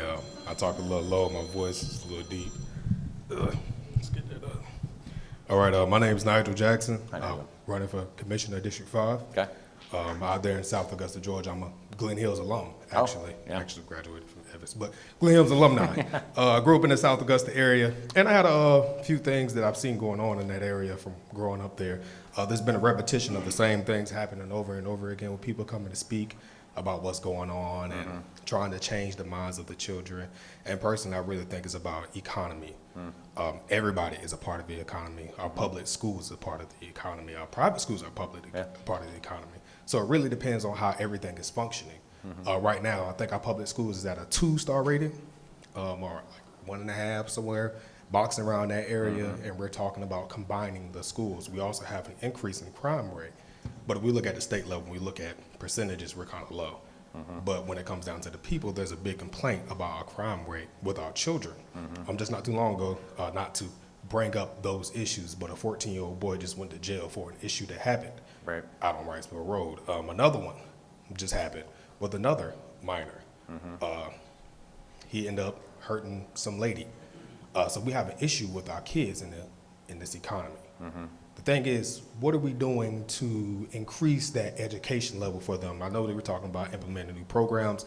I've also pushed new programs to be implemented, not just at the high school level, but at the college level. Augusta Tech, maybe some things for Payne College, because Payne College is one of the big things in that area, but we don't really have support for them. Right.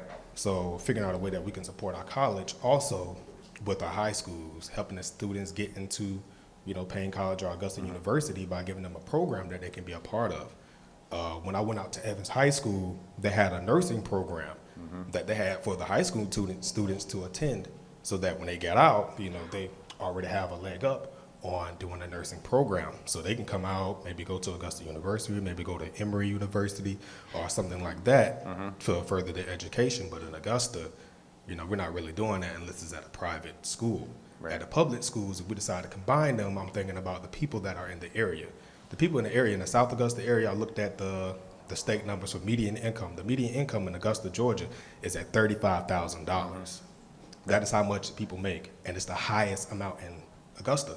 But in Evans, is a high amount of people that make 70 to 75 to 80 to $90,000. In Augusta, Georgia, just as in Augusta, we have the second highest population in Georgia. Right. But we're real low on median income. We're number 279 or something like that. Right.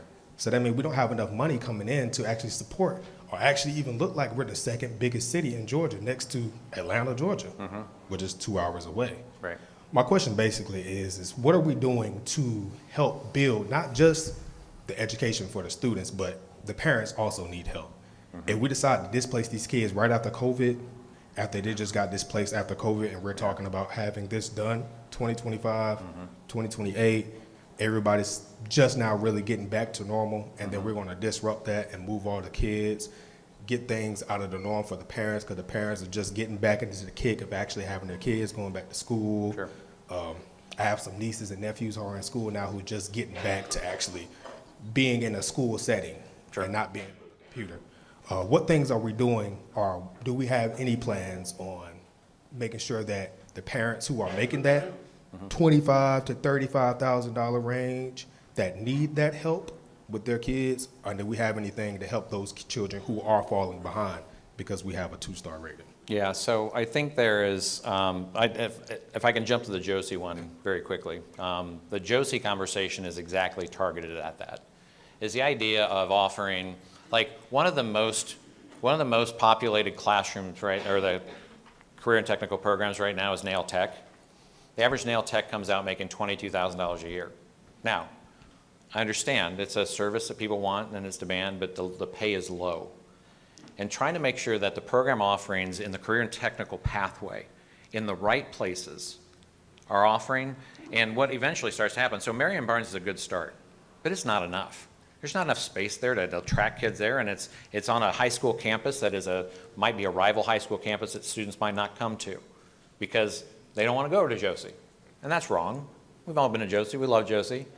But if we can build a state-of-the-art career and technical pathway to make sure that kids understand that college isn't the only pathway to get you success, because it's not. But that is one way to do it. But it's going to take some reshaping of A.R. Johnson and RCTC and how that, and we don't think we're doing that overnight. We actually think we're taking a good time to develop the program as we get into the new facilities. And I think that's one pathway. I think by getting our kids, for instance, moving some of these kids, if we can get elementary schools that have more science labs in them, that gets kids more exposure to hands-on learning, instead of just double-loaded corridors with 750 square foot classrooms, we're better off. So we need investment in the new facilities to do that. But we also need enough programs in the buildings to get us where we need to get to from a foundational level. Qualified teachers, attracting teachers here that are qualified that want to stay here. Okay? Now, understanding that when you close buildings and there's some disruption to staffing also, we understand, I mean, that is real. And we heard the last speaker say that. So, but trying to minimize disruption is what this, as good as you can in kind of that volatile demographic thing, isn't always easy. And so there has to be some abrupt kind of ripping off the Band-Aids, but sometimes there just has to be a really good plan. One thing I didn't cover, for instance, this will directly impact the Glen Hills. Right now the district is looking at a property out at the fort. Working a partnership to get a high school property out there. That is an 8 to 12 year vision to build a new high school on the west side, to take that Glen Hills, Bel Air kind of area, even west side a little bit, and reshape that as that growth occurs. But a new high school of that size is going to cost you $200 million. That's just the numbers, that's the math. You can't afford $200 million right now. But if it's 8 or 12 years out, we can plan for that. So there is investment, it just takes some time to get that going. So I appreciate your efforts in running for what you want to run for and trying to make change there. The rudder's small, but you got to start somewhere. So thanks. One thing I did want to mention, as you're seeing here, please get to your question first so we can try to prioritize each person's question and give anybody else an opportunity. So go ahead, ma'am. Hi, my name is Jennifer Monroe. Hey, Jennifer. Hi, I have 2 students at Lake Forest Hills, and I have a 6th grader at A.R. Johnson. Okay. So I have 2 questions. You want me to ask both of them? Please, yeah, At the same go time? ahead. Okay. So I'm a little confused on the magnet schools, especially like A.R. Johnson, because I know that a lot of the 6th grade parents are very committed that our student got into a magnet school, they Yeah, took the test, and you know, it's something they're interested in. There's lots of very neat career pathways as they get up into high school and stuff.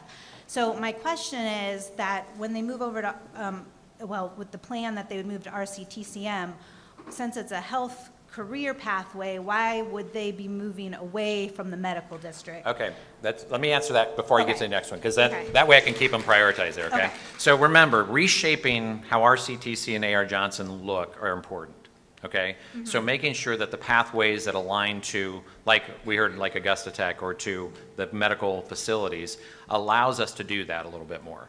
And so if we can open up some program areas that align more to that at a comprehensive high school that offers that pathway, it may be that direction. I think that we have to figure out, and second of all, access to the AR Johnson building is fine for those who can get their kids there. For those who can't get their kids there, transportation is a necessity. And right now, buses show up half a morning late across the district, and those kids aren't getting to school on time. And so we're trying to get it to a more accessible site too. Eventually what will happen is those programs will look a lot different. They'll be the same core. The science, the nursing program, access to the hospital will still be there. We just have to go through that curriculum exercise to get it to the right facility. And we'll get there, okay? So don't be so alarmed by that. The access will still be there to the hospital network.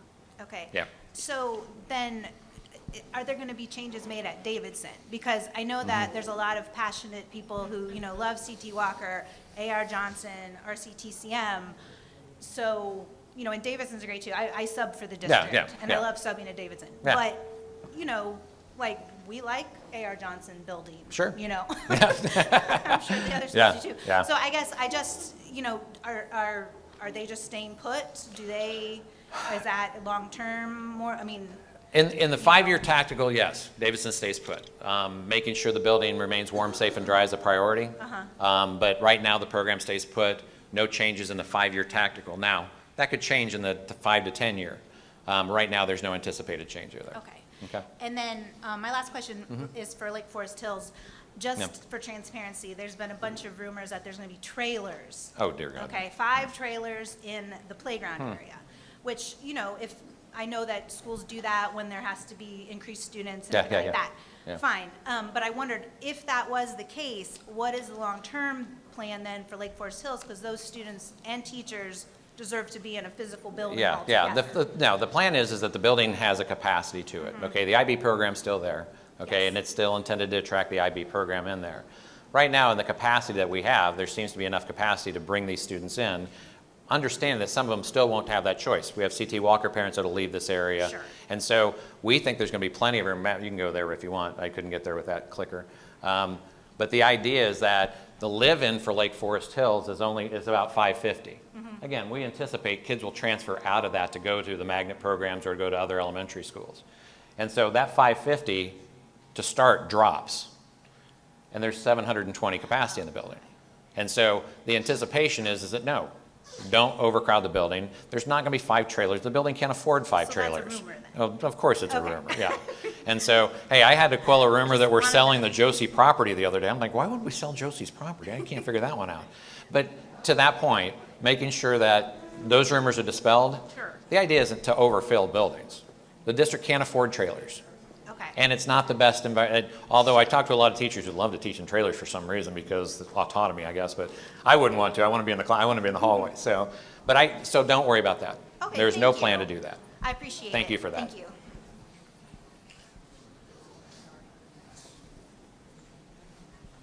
Good evening. My name is Sheffy Robinson. Hi, Sheffy. Class of 1999 of Thomas Walter Josie Comprehensive High School. Nice. So while I completely understand what is happening and why, I think we need to address the elephant in the room, and I'll get to my question after this short little Sure, explanation. The elephant in the room is that we don't have enough single-family homes to put families into these schools. We are not, as a city, building the capacity to handle what we have. So here we have a 5-year plan to transform schools. We're going to be doing this again in another 10 years. If we don't fix the problem of where are people going to live. Sure. If I look at Josie High School and the area around it right now, you might have 100 houses where you used to have 5,000. Right. So I understand what has to happen with regard to that, but as a city, what is the city committing to the Board of Education to make sure we have students going forward? Because we can make all of these changes now, but when he's ready Right. for school, where will he go? Right. It'll be a whole other process at that time. So I'm concerned as a parent, I'm concerned as a constituent, I'm concerned as a native of Augusta of what happens to our city, because right now, Grovetown used to be trailer parks and trees. Right. And right now, that's where all of the people have gone that I went to high school with. So what are we doing to fix that? Yeah, so a couple things, you're exactly right. I mean, one of the things about, if I go back to the Jenkins-White thing, so, and you know, I think what the mayor said the other day was the idea of habitable housing for those who are at risk, families at risk, and nowhere to go. So dispersing, first of all, that neighborhood around Jenkins-White. Next year, we anticipate Jenkins-White boundary to maybe have 150 kids in it because the city is leveling that one area. Now, understandable, those houses probably, more livable conditions is what we're after, no question. Now, the other thing I addressed on Saturday morning with that entire group was, yeah, this city, the mayor's office and the school board do need to work together comprehensively on this. They really do, and have that conversation. I know the conversations happen, but are they formal enough, or are we getting to where we need to get to? You know, a lot of times it would start with the mayor and Dr. Bradshaw and then see how the city council and the county commissioners work together with the school board to figure out what that plan is. Because these pockets of growth don't help you. Right. They don't. It needs to be more comprehensive. You do see some reinvestment in the Josie area. You know, the new roads and then that fairly new apartment complex, even though it's 55 and older across, shows some reinvestment into the area. No, sir. But not necessarily the right investment Right. for all of it, for the schools. The other thing is the school district has to be somewhat reactionary sometimes when they make decisions, regardless of what the school board is moving forward to. And so that's the other thing you deal with. The Jenkins-White decision is a direct response to no kid's going to be there to no fault of the school board. And so I think I still think there's always going to be, in that public domain of government, some reaction to another government's action. Now, the idea is how do you get it more coalesced in the city of Augusta and the county of Richmond? And I do think there's a bigger conversation to have there. Now, the other thing is that we have a 5-year plan in front of us. There's nothing else going to go on this 5-year plan. Like if the board moves forward with this, we've identified what we want to do in that 5 years. And the idea is a portfolio then stays in, your resource and your staffing is there to get your programs where they want to be. Because there's nothing we can do about the decline in enrollment from a demographic standpoint. But there is something we can do about students not entering into our school district. And so the first thing when you're in decline of enrollment isn't how you grow enrollment, it's how you stop the decline. Fair. And one way to stop the decline is making sure that when this young man goes to school, that he has all the resources in the building that he deserves. And right now we just can't do that. The district's not doing that. Okay. And so that's the goal. And so in 5 years, and so instead of doing this every August or every April when we come out, we're done with that. There'll be community meetings all through next year, through the next year, through the next year that cover this plan specifically. And we'll keep reinforcing. We'll hold accountable the programs, the staffing, and all that as we go forward in this. That's how we guarantee it. And so we just keep holding the feet to the fire. Every year come out and have these community conversations. And next year the conversation isn't about closure. Next year the conversation's about what are we doing now that we've started to make this alignment to get the right programs in the right buildings. That's when this community needs to be out holding our feet to the fire for that. Understood. Yeah. And last question. From a high school standpoint, we know that high schools are just as important as college when it comes to the camaraderie, the alumni interaction that happens, because of course this is what our community is built on. Is there some way we can get a commitment from the Board of Education to alert the alumni of the shortfalls of these schools so that the community can potentially activate? If money is what you need, money is what you should ask for. Okay, so first and foremost, because we have that plan out there for Glen Hills and Josie out a little bit. So on Wednesday this week, we're going to have a luncheon with the Josie alumni. On Thursday, we've invited the Glen Hills alumni to come and have luncheon with us to start our conversation. Okay, that's the first step. Have the conversation, get them rooted in this. See how we got to our decision-making process. So there's no 5 portables on a site rumor out there. Okay, That's the first conversation. So we're already in that. So this week, we're having that conversation, even though those plans are 4 and 5 years down the road. Okay, Yeah. I'll see you Wednesday. Okay, thanks. Look forward to it.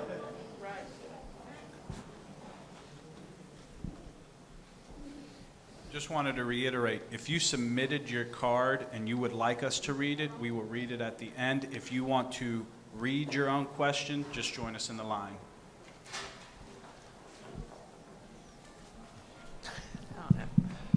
Hey, I'm Stacy Fryer. Hi, I have Stacy. students at C.T. Walker and at A.R. Johnson. Okay. I just want to make sure I'm clarifying on this. The end plan is Josie to no longer be a zone school? It no longer, what I might call a feeder school. Okay. Okay, so they won't have an elementary to a middle to a high school. There'll be a Okay. district-wide comprehensive choice school. But the existing boundary that Josie currently has, well, what we call a ghost boundary, those students will always have a priority into that building to keep it a neighborhood school also for them. Okay. Yeah. So I don't live in that boundary, Yeah. so my child would not be the priority. Well, but there's not enough, I mean, there's going to be enough space for a district-wide career program. Okay. And so there won't be, I don't think there'll be an issue with enrollment there Okay. that comes in. And then my Oh. other question about that is like, the A.R. Johnson, RCTCM, and Josie are very different schools, and I understand you're merging them to make them into one entity, right? No, let me just be really clear, just to, I didn't want to confuse anybody. Okay. Okay, so what they'll basically be in the first year is a school within a school. Okay. Okay, so the A.R. Johnson program will exist and the RCTCM, but those programs will both still exist as they are. Okay. Okay, there's enough room in that building to make sure that we can do that. Okay, while we start to make some of those adjustments over on the Josie campus. Okay. Okay, also, what has to happen is there has to be some site adaptation for that program, soccer fields, so kind of that activities on that site that will happen over the next couple of years.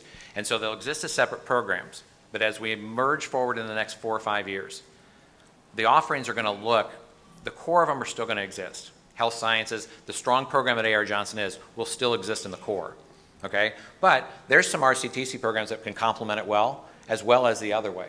And so the idea is to look at the strengths of each program and then to grow more in career and technical programs as you move back over to the Josie campus. Okay. Yeah.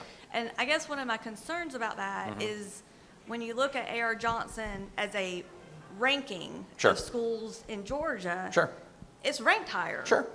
And like, I guess that's my concern is like, if we're incorporating all of these schools, is it still going to have the same quality as we have now at A.R. Johnson going forward? Well, I mean, if the staff and administration decide to move where it goes, there's no reason that should change.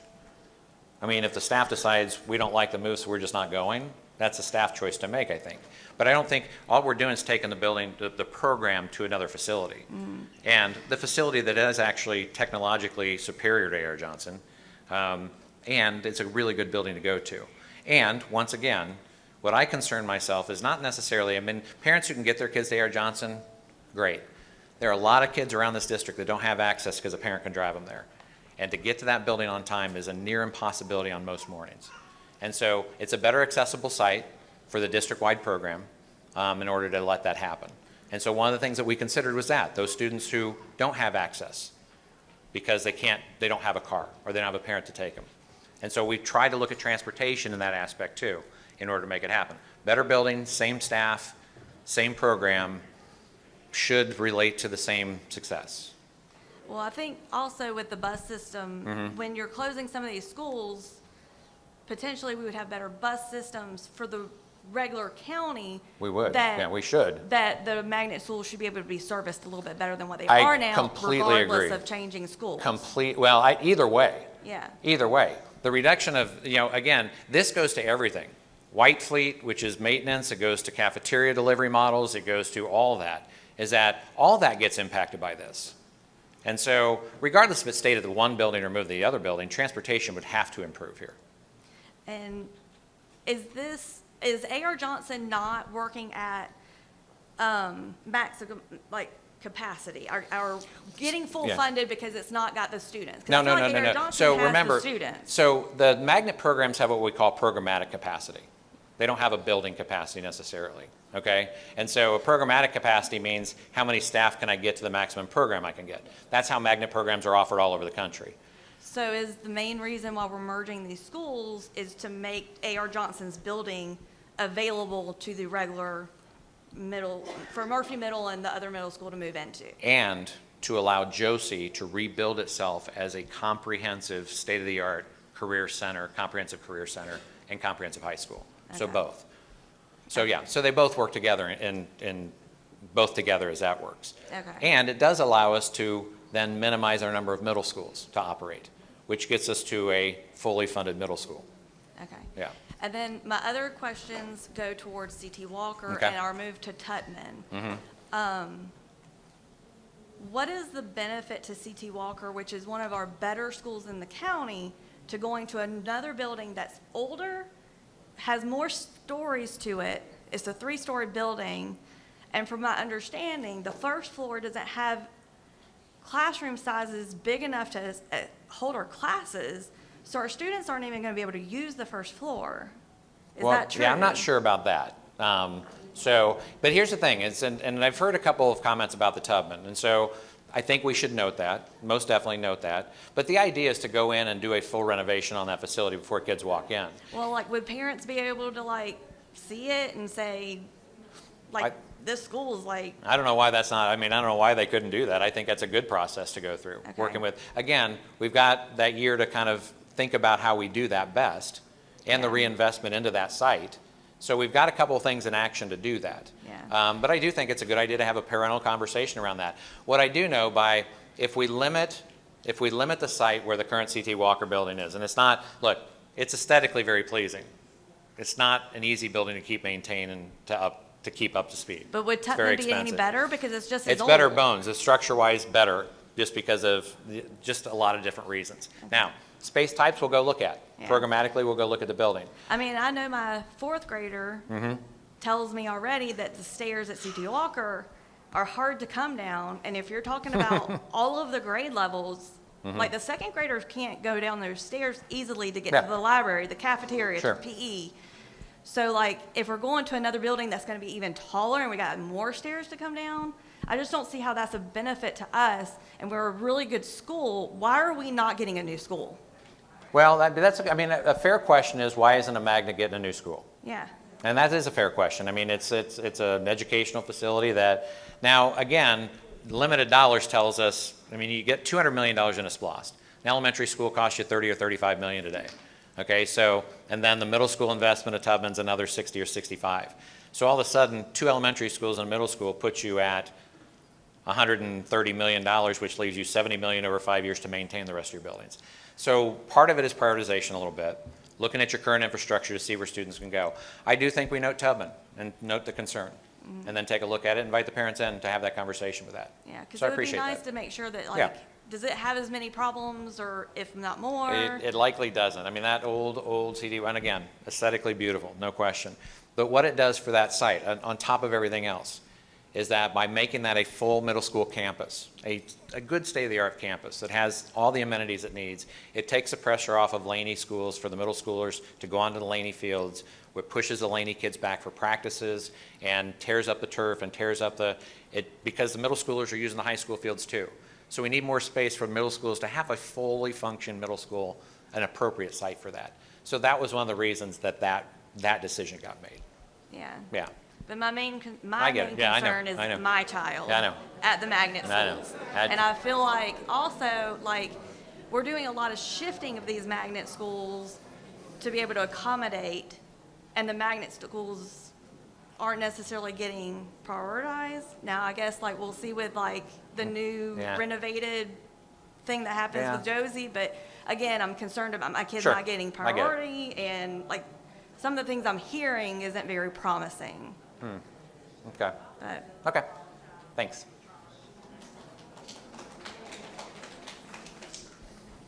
Good evening.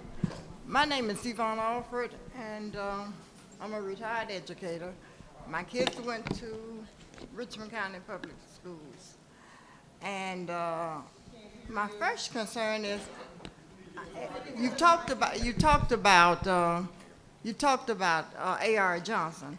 It makes no kind of sense to me to dismantle one of the best schools in the county, in the state.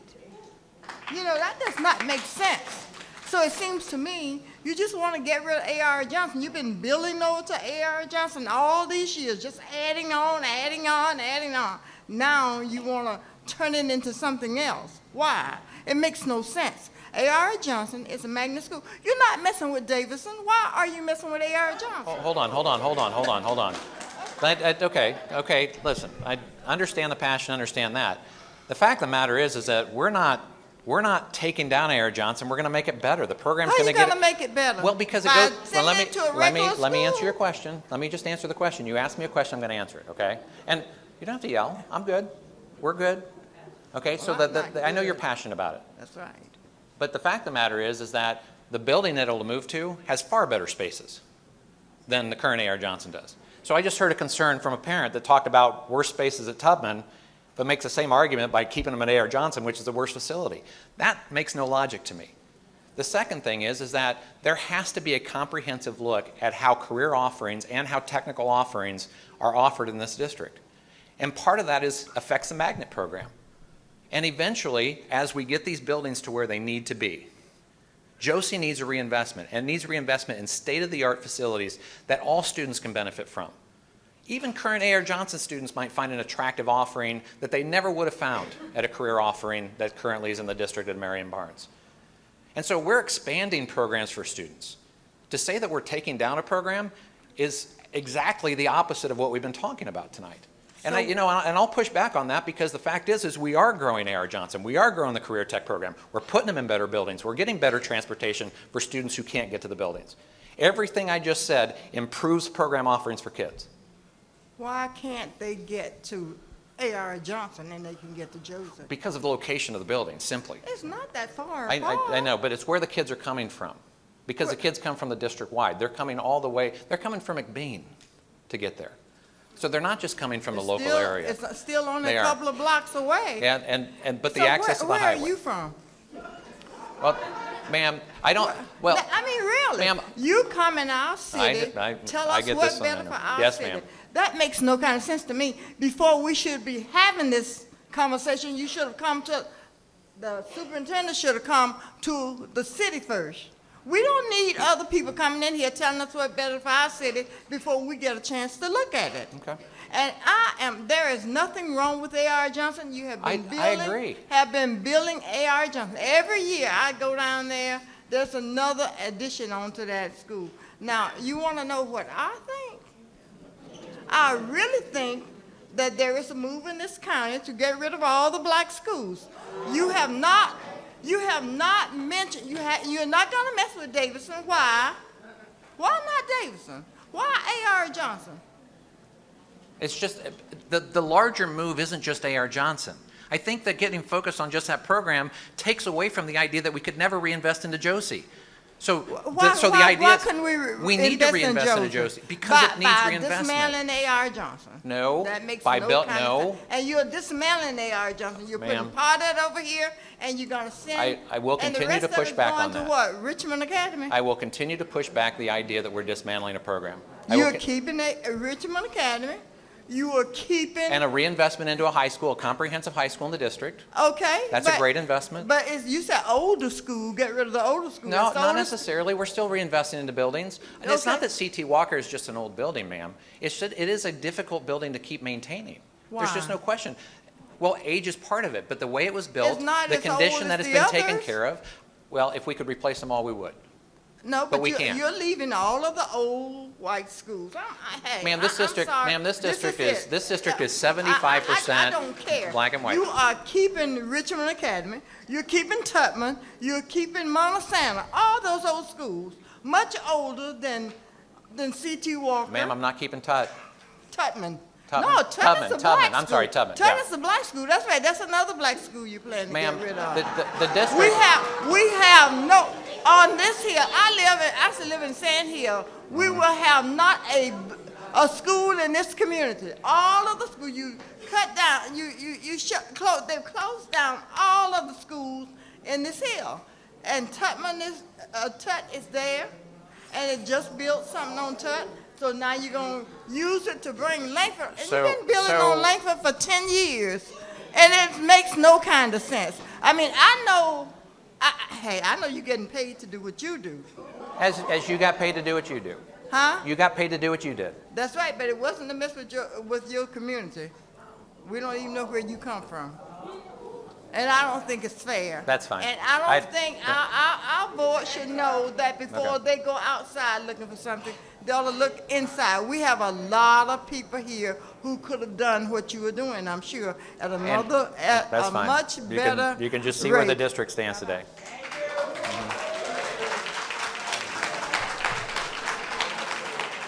Hi. My name is Moronica Wynn. I'm sorry. Moronica Oh, Wynn. hi, Veronica. How are you? Hi, fine. How are you? Good. All right. So I just need a little bit of clarity about the A.R. Johnson RCTCM thing. Because the way I understood it, the way I read it in the year 25, 26.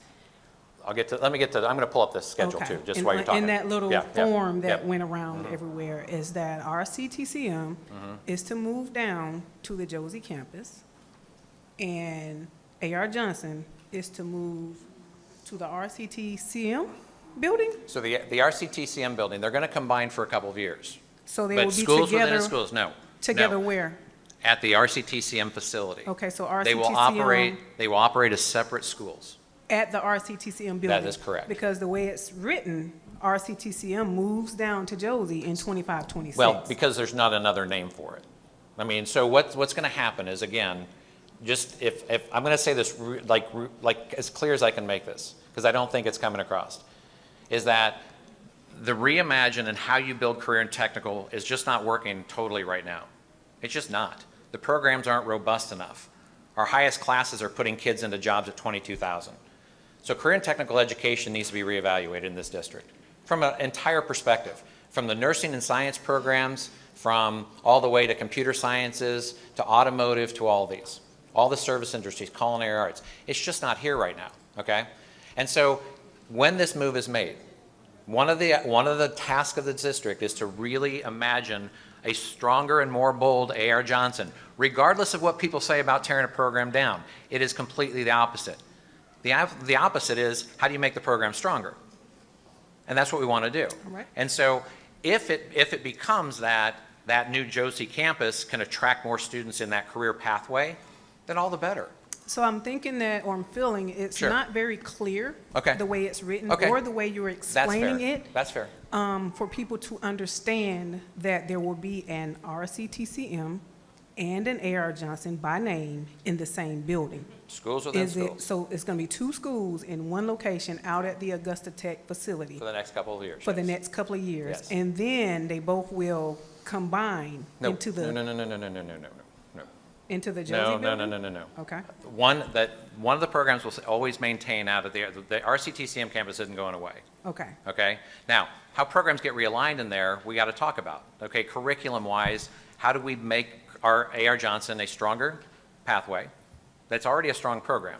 But how do you do that? Because there are RCTCM programs that can actually kind of blend into it. So how do you make that work? And then how do you make it so there are career pathways in the health sciences at a Josie campus also? You can have both exist So you're still speaking of the Josie campus, at the Josie at campus? the Josie campus. So that'll be So a I think it's comprehensive very- career center. Yeah, it's as if some things are being left out. So when you say comprehensive career center, that means that It's a comprehensive high school.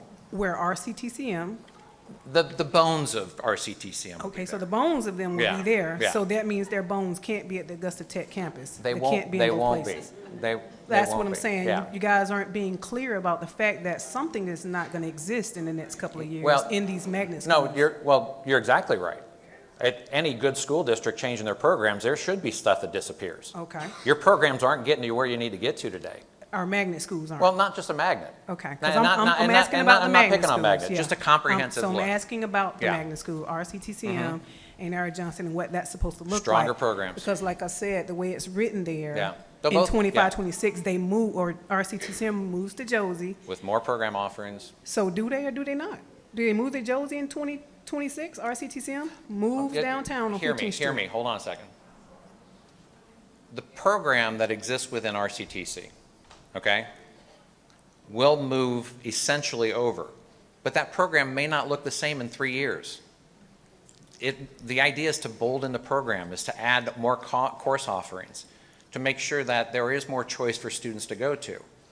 And the same thing, reviewing A.R. Johnson's program to make sure it is added to programs it needs to add to succeed moving forward. I mean, if you think that leaving A.R. Johnson the way it is today in 5 years keeps it up with the Joneses, it doesn't. You have to keep reinvesting in the I program. just think you guys ought to be honest and We're clear trying.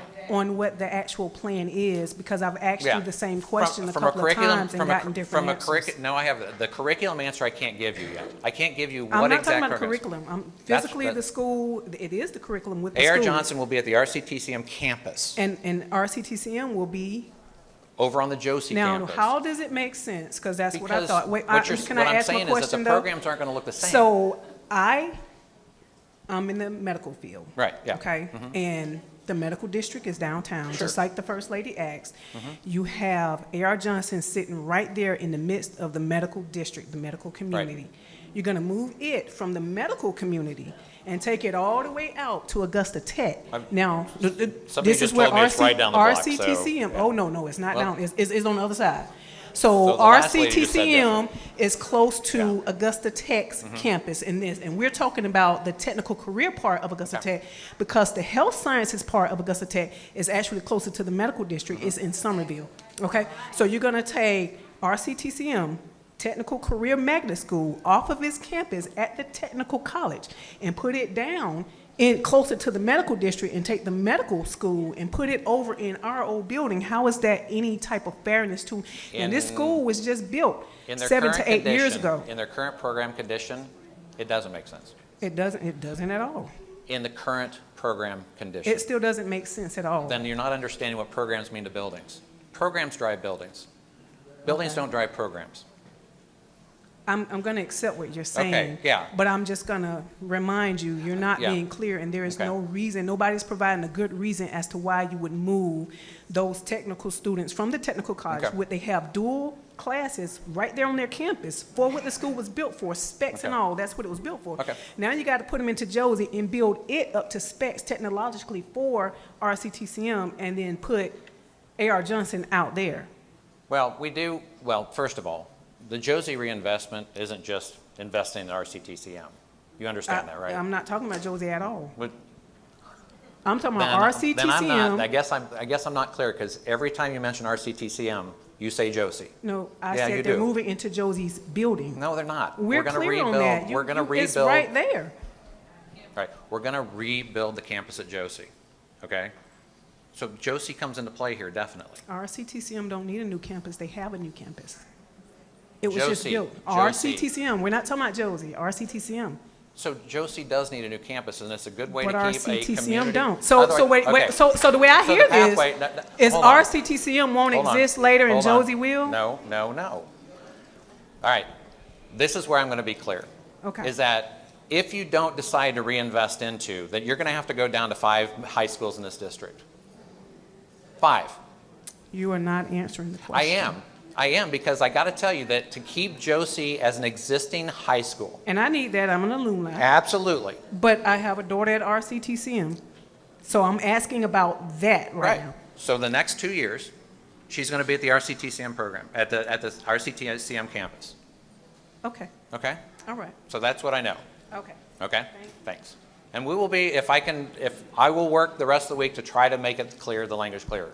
But thank you for that, I do appreciate it. Yeah. Hi, my name Yeah. is Maria Powell. Hi, Myrna. I have 2 grandchildren that I have recently taken custody of here at Abraham Mary. Okay. One of my concerns is, because my children have been through a lot of emotional changes, Yeah. leaving the teachers that they love, that I'm looking at over there, their teachers, I know. this is going to be such a hard thing, not just for my children, there's other children just like mine. I'm not the only one in this situation. Yeah, So that's one of my biggest concerns. sure. Another concern with us combining schools, is this going to cut down on some of these cruddy out-of-school days? Well, So somebody that's an expl- operational question I can't answer, but Somebody explain asynchronous to me. I looked it I up and I can't, went, so. did not know. Yeah, I can't answer that Okay. one. I'm sorry for that one. That's okay. Okay. The biggest concern, again, is the emotional impact to these children. Now, because we had to take the children, we focused our lives and we changed our lives to match their. Sure. So now we're going to disrupt them again. Yeah. They already get up at 5 o'clock in the morning so that I can get them up, get them dressed, get them to school, get me to work. My job's not the important thing. I can Yeah, we work with adjust. that. Yeah. I can adjust that. But I worry about them. My pre-K was looking so forward to going to her sister's teacher Yeah. for kindergarten. So I have to tell her, Evelyn, I'm sorry, we can't do it now. And I understand there's disappointments, and we have to teach our children, you don't get everything you want. Yeah, but But I agree. they've been through so much turmoil and so many disappointments already in their lives. Yeah. So this is a big It is. And look, thing. and I'm going to tell you that that doesn't get lost in this conversation. I hope, and again, it might just, it does. It looks like a lot of data, and it does.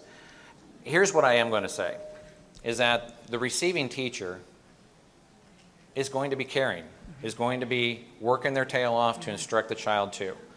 And so, I believe that. just like the current teacher they have too. Yeah. And so, we do hear that, okay? And I know I wish I had a better answer for the disruption. I'm afraid in this city that we have a lot of situations here above kind of maybe the national percentage of single, trying to get kids into the right direction, the right housing and all that. So, Right, yeah.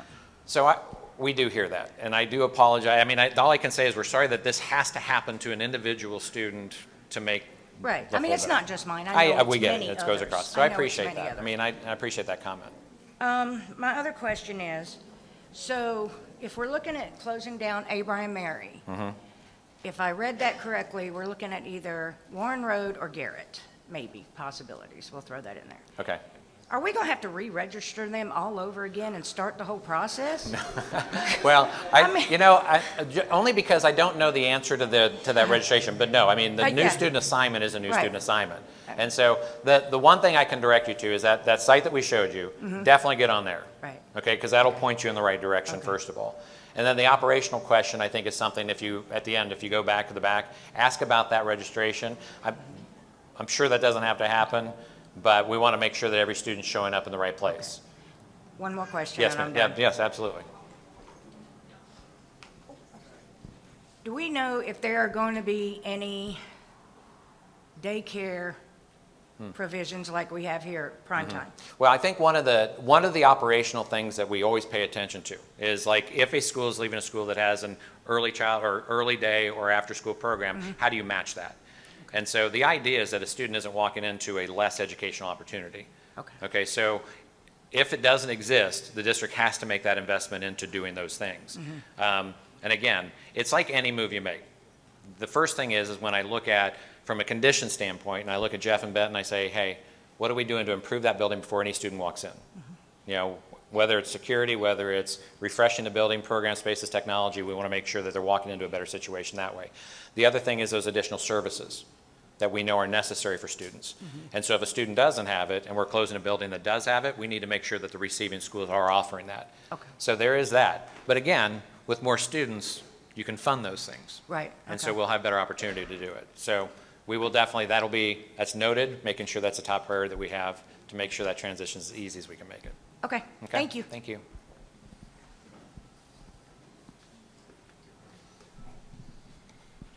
Hi, my name is John Chandler. Hi, John. I'm a new parent here at Abraham Mary. I have two particular questions, one dealing with Josie, one dealing with Abraham Mary. Okay. I'll start with the Josie question. How will all this meet the needs of the special needs students in closed classrooms? Oh, I think that's an excellent question. I mean, I think that, first of all, making sure we have enough resources in the building to make sure that special ed and special needs students are fully funded and the staffing is fully met, you have to get there. Right now, we're spread too thin, way too thin. And the impact of programs like special education who have reduced class sizes and harder to get teachers into the field today become more and more challenging. So I think the first thing is that if that's a Josie question, being able to offer more robust career and technical education programs for life skills is a priority. Right now, it can't be a priority. I mean, we can focus on those who can, or we can focus on those who need assistance to get to where they need to get to.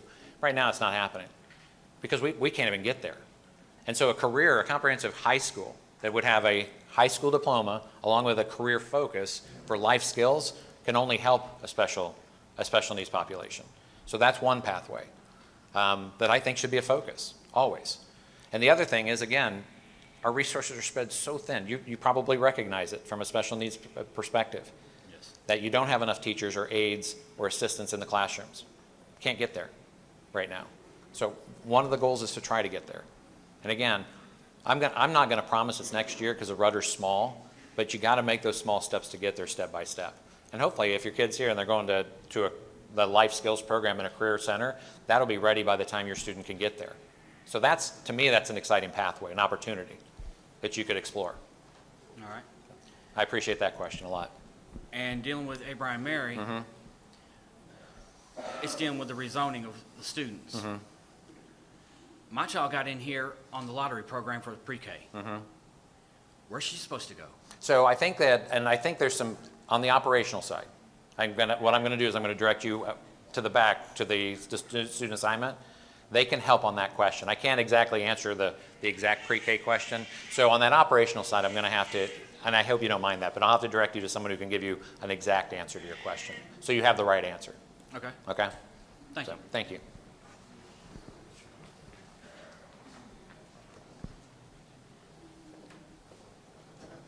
Hi, my name is Ebony Stanley, and I have 2 kids that attend Abraham Mary. I recently had to move my oldest, who went to Warren Road, to here because Warren Road didn't offer the special ed program for my youngest. So when you talk about closing a school that only that other schools don't offer the program, how do you accommodate our kids who are in the schools that accommodate them by moving into a school that doesn't? So the first goal is to get that program there, okay? So with a bigger student offering and that FTE walking the door, to get a program that could be fully funded for special needs.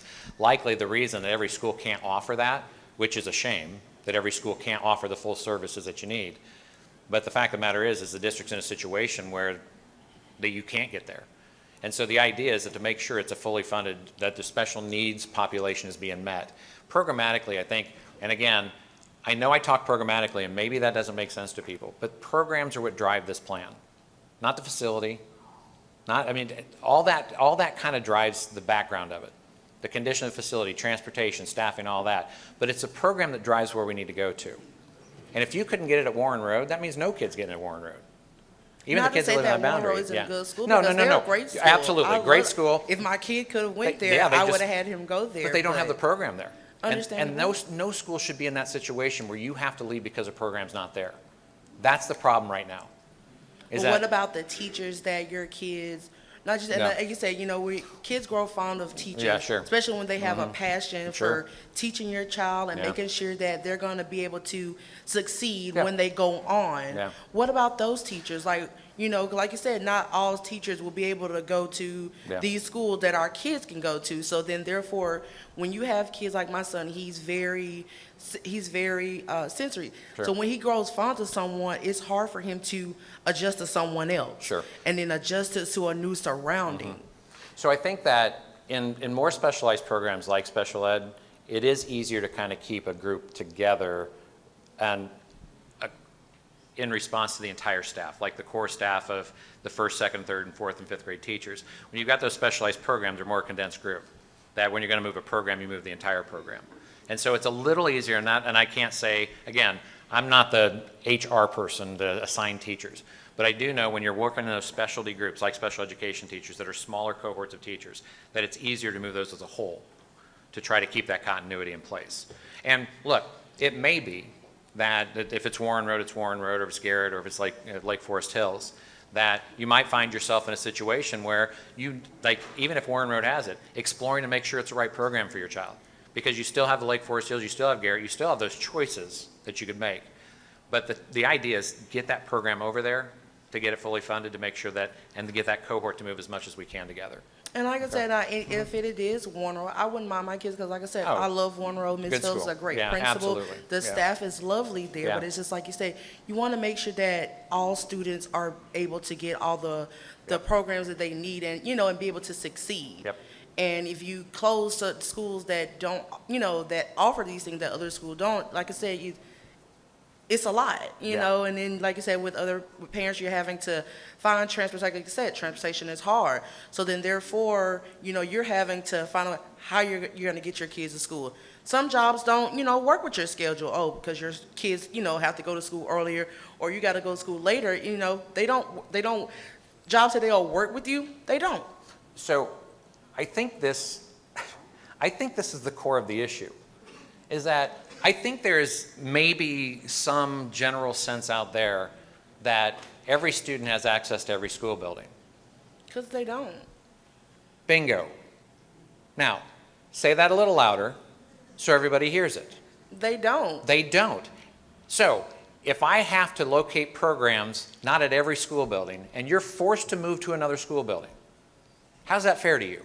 Is that, and that comes to where you were stating that some of the school districts are moving out. Yes, parents move their kids from a school if they're not offering the best for their child. If you got a child that's, you know, very smart and they don't feel like this school is challenging them, of course they're going to move them from that school to a school that does challenge them. To the best of your ability. Exactly. Absolutely. And so this is where I think school districts, public school districts, are regressive. And what I mean by regressive is exactly this, is that they want to offer everything to everybody, to be so spread thin that you can't offer everything to everybody. And all of a sudden, the only choice in a district that people think they have is to go to the magnet program. Now, if your neighborhood schools don't have the programs and don't have the things that you need as a parent, that don't make you have to drive somewhere else, and your school isn't a choice, there's no choice in this district. There's no choice at all. If the neighborhood school isn't a choice, there's no choice. Because it negates the whole premise of choice. And so to say that you can't get a special education program in your backyard means you don't get choice. That's a problem. That is the core of this issue. And so until every school can be a choice, because we have all the programs, including special needs, including art, music, liberal art, full liberal arts education, we're not there. So you've exactly made the point. Is that choice has been taken out of your hands. Exactly, because the schools that my son would be zoned for, Yeah. like Jenkins White, you're closing that. But I didn't like Jenkins White for him because my son didn't feel comfortable. Well, and if there's- my yeah. kid doesn't feel comfortable, I don't feel comfortable. You're So gonna do why your would I best. want to send my kids to a school that I don't feel comfortable I would in? agree. So it's like, you know, like I said, I love Abraham. My oldest is new here, but my youngest, he's been here. Yeah. But like I said, he attended Warren Road, loved it. Yeah. You know, like I said, if they offered a program, my youngest will. But it's just, I just want to make sure that, like I said, not only my child, other parents' kids, you know, who have special needs, you know, can get the same thing that other kids get, you know, like the different magnet schools and things like that. Want to make sure that everyone has the same opportunity. Absolutely. I appreciate that. Thank you.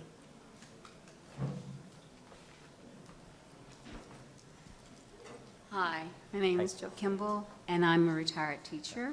Pull that down just a little bit. I'm There you not go. short, No, there you go. I'm sorry. I want them to hear you too.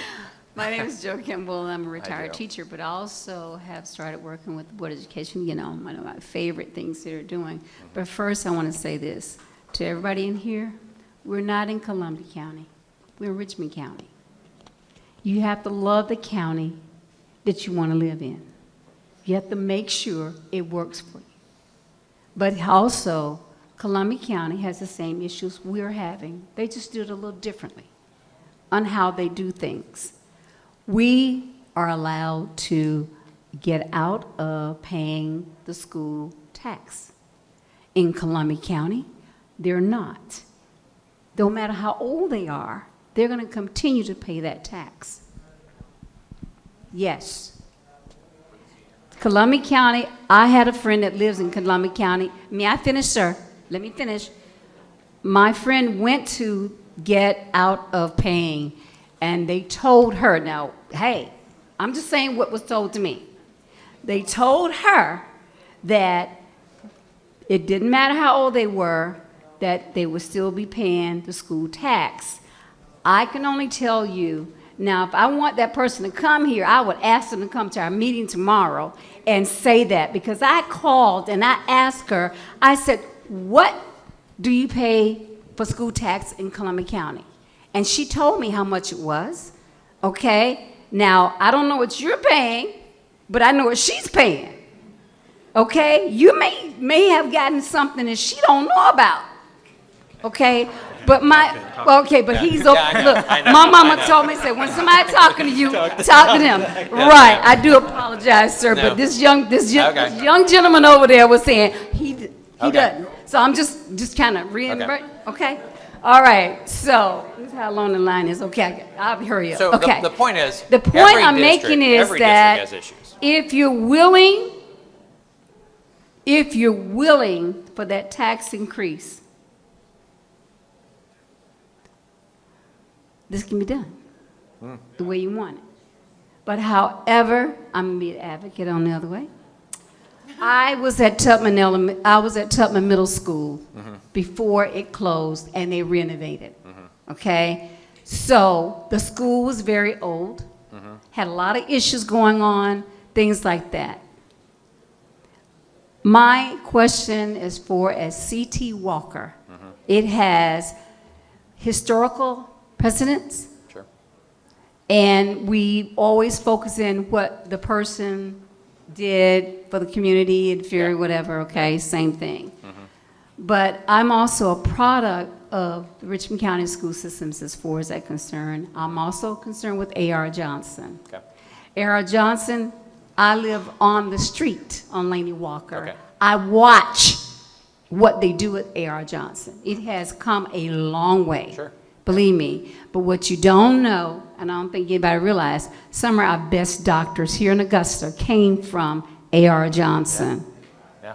My daughter went to A.R. Johnson. She has climbed every ladder that she's been on, and she doesn't even live here. She lives in Florida.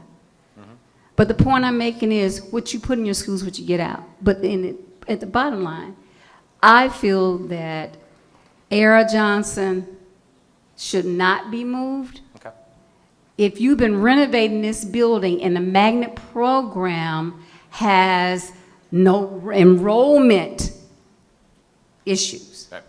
okay, why move that school way to TCM, which was specifically, and I know the lady asked you already that, specifically designed and set up for Augusta Tech TCM was. Okay. Okay? And I understand that, you know, TCM is supposed to be, it's going to be a high, I can't remember the word, what's the word? High tech. Yeah, I mean, Yeah. comprehensive. Comprehensive, right. As close as we can get, yeah. Right. Yeah, yeah. So I'm trying to figure out why is it that Murphy cannot be moved to Hornsby, which has utilization lower, Yeah. versus having it come to A.R. Johnson. To why cannot C.T. Walker be renovated that, and I know that it can be renovated, but give me a minute. Everything can be renovated. Everything can be renovated. I know Tubman was, I was there. Yeah. And I can tell you what's about Tubman, pretty much people talking about what was what. Yeah. But they did a lot of stuff for Tubman. Right. Why not C.T. Walker? Okay. Why do you have to move that? And as far as sharing the field, why not? Well, I don't disagree with sharing the field until you talk to the coach. Then he comes and steps at the microphone and tells me why do I have to share my field. But we hear that. We'll have some discussion. And one of the reasons we're out here is to hear that. So we'll talk more about this A.R. Johnson, get the message a little clear, see what we got to do to make it clear, and how we make sure that people don't see that as taking the program down. Okay, so we hear that, and I appreciate you coming up and giving that too, from that perspective. C.T. Walker, look, I think you do have some again, historical, whatever it is. I mean, I think that what I do want to be sure of, if names are an issue, and they might be, and that's probably not what you were addressing, but the idea is to make sure the names survive.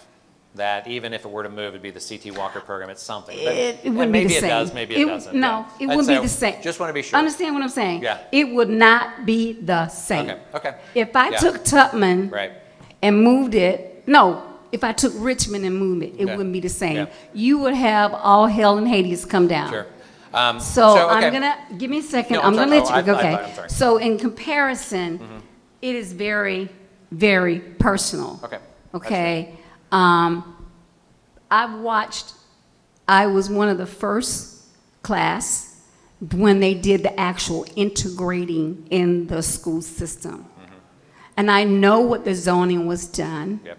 I know all of that. I don't want to go into that because that's not where we're at. That's going to help me right now because I would have to talk to my board members about that.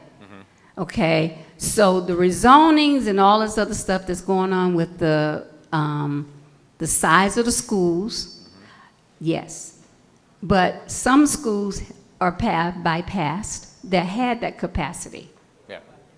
Well. Okay? Yep. And those schools are not getting those students to finish filling it up because it'll cause some other problems.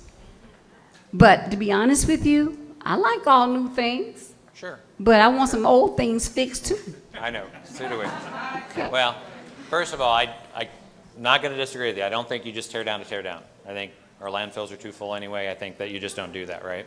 I do think there is an equation you go through on a building, and unfortunately, this is part of the business of building, is that at some point, reinvestment into a building to maintain it becomes very cost prohibitive. Now, maybe that's a C.T. Walker, maybe it's something else, maybe it's something else. But that is something that you just have to explore. And to say that you can renovate it, you're right. You can renovate anything. Absolutely, you could renovate anything. I look at our mills every day. At Yeah. what point are you Yeah. spending more money on that building than you are being able to reinvest in the buildings that you need forward? Okay, but we're going to spend money anyway. Well, you have to anyway. Right, we're going to spend money Yeah. anyway. So if in, let me answer that just from a facilities perspective. So if I can put, let's just make up a number. If I can put 10 million into a building there that would last 15 years, or if I could put 20 million into a building that lasts 50, what would you do? Well, you know what you would do. You would invest for the longer term for the benefit of the taxpayer. Because you're right. That's the goal. That is That's the the goal. goal, To get but- all the facilities yeah. to that. And Yeah. so, again, the idea, you've reinforced the idea that we already invest in the facilities. So any question about why we take down buildings and build buildings is exactly what you just said. Right. You have to reinvest. So Walker has a new part Okay. that was added. Yeah. Laney High School's old field Right. was taken as part of that Over there. renovation. Yeah. Okay, to make sure that they were given the playground and things like that. Sure. So, Okay. no problem with that. I mean, Augusta people like stuff new. We ain't all that bad. And you like some old stuff too. Right, Yeah, we you like do. old I stuff, get it. but at the same time, the connection that we have, we always talk about our history, we're always talking about diversity, we're always talking about that. Where does that come into play with some of the new things that we're doing? Sure. And you know, and they say out of sight, out of mind.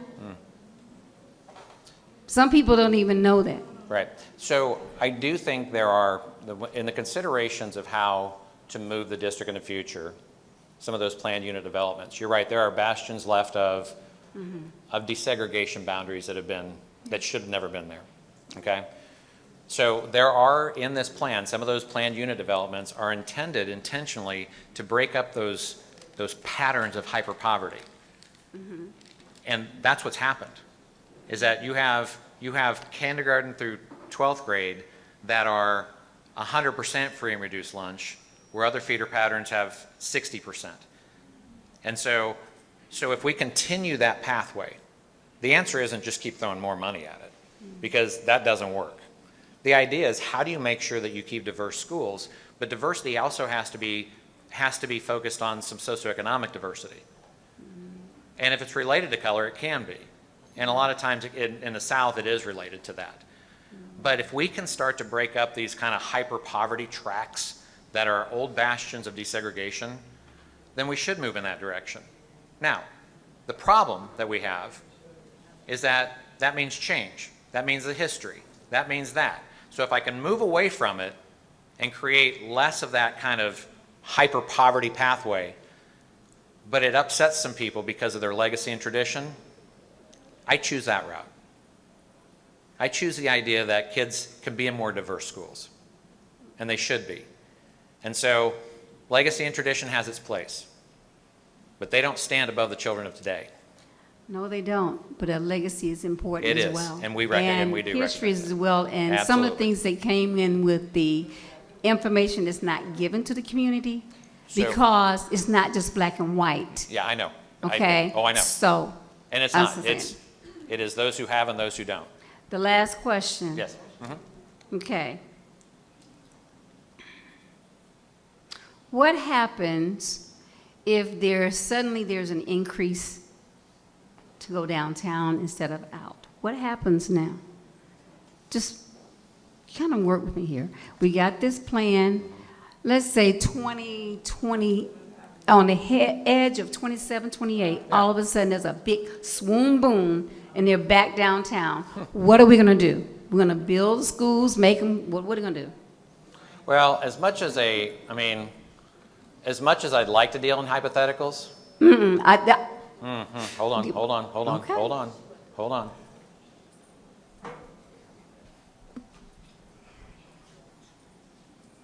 You've got growth. And I still have decline. And? I have aging communities. I have reinvestment. I had a lady just speak earlier that there's not enough housing in areas like the downtown. That's because they moved them all out that way. And so the school district has to, that's not on the school district, unfortunately. Yeah. Now, Right. Now, again, I think that can happen in anywhere. But the fact of the matter is there's no planned unit development. There's no data that supports it right now. Just none. And so if it does happen, it ain't happening in 5 years. The question was, I said, on the edge of 27, 28, there is a boom that surged. And we know anything is possible, probable. What plan is going to be in place if it's all flown downtown? So the great news Coming is, back this way. That's going to be, Yeah, the great news is an expanded Josie campus. That's one. ARC is fully renovated, going to be fully renovated with capacity there. So we've got enough capacity. Again, some of these buildings still have capacity in them that we're leaving alone. We're not getting the buildings to 1,500 and 1,600 students, which some of these buildings can hold. So there's still room to hold kids. So we're not taking the district to bare minimum, not even close. Again, bare minimum would be closing 3 high schools, and we're not going there. Okay. And I think we do have room to do it. Look, I hope that happens, but it's going to take something other than reacting. It's going to take some proactive things to get there. Right. So that's why I was asking the I'm with question you. of the audience. Are Yeah. you willing to have the tax increase? And so I think that's a question that the board will always wrestle with their community and what the community does too. So, yeah, there's several questions to answer on that funding front for sure. So I appreciate it. I know. You and I need to talk. Yeah, we'll talk. I'm glad to talk to you. Thank you. Just want to let you know, we are not taking this lightly. We're committed to stay as long as you'd like us to. We are approaching the 3rd hour. If you would like to ask your question personally, I'll ask you to go ahead and get in line. And then if not, I'll stand behind the last person so then we can read out the questions that folks wanted to leave that didn't want to come up to the microphone. My name is Janice Ramirez. I have children at Davidson and C.T. Walker. But I have a question that's more specific to the wonderful folks who have their children at A.R. Johnson. I noticed that if you look around Richmond County, you see in front of the schools, there's always a sign that says Augusta University Partner School. So Augusta University has partnered with Richmond County to place their student teachers in the schools, if that makes sense. I'm sure that happens. So I want to make sure, and similar to what has happened at Augusta Tech, Augusta Tech has made space for the students of Richmond County. There's a school there that can take classes on the campus. I want to find out if Richmond County has sat down and had a conversation with Augusta University to see if we could build a campus on their campus or host the students, the A.R. Johnson students at that campus so that they have access to the medical district? Okay, so there's probably somewhere in the room from the curriculum side that probably does talk about that relationship with them to ensure that happens. I do think that's a great idea. I think high school districts are working with college districts to share space all over the country, and I think it's a great idea. And one thing just to note, the partnership is at select schools. It's not at all schools across the county. So just keep that in mind. And I will just ask you if you'll go directly to your first question. That was it, yeah. Okay, go on to the So following should I ask question. more questions? Yeah. I mean, if you have Yeah. another one, just No. Well, let's give them Yeah. If you have another question, go So ahead. that operational I- question, don't leave before you get an answer to that, though, okay? On the So who partnership. should I see? Dr. Mason, I think that's. Yeah, probably. That's my guy for Yeah, everything. there you go. He's my- All right, so I wanted to find out, so all the work that you are doing right now, are you doing the work before you get the money? Right, so you are closing the schools, you're sending everybody someplace else before the money comes? So the funding doesn't work like that, okay? No, So the okay. funding happens when the FTEs actually walk in the door. So you have to do enrollment reporting every year. Okay, so it's a state report that talks about your average daily membership and your full membership attendance, okay? And so that drives your funding, okay? And so one of the reasons you do a projected enrollment is to anticipate future funding, okay? But let's say that you get funded for 30,000 kids next year and 28,000 show up. You don't get the $30,000, you don't get the 30,000 FTEs. You only get the 28. So it's a little back and forth. You have to do enrollment reporting because funding is directly tied to a student. And it depends on how many students show up. And so it is a little bit of proactive, but it's a little bit of reactive because it has to be. The state is always balancing that for every school district, 181 districts around the state. So that's how they run enrollment, and that's how schools get funded across the country. All right, thank you, sir. Yeah, thank you.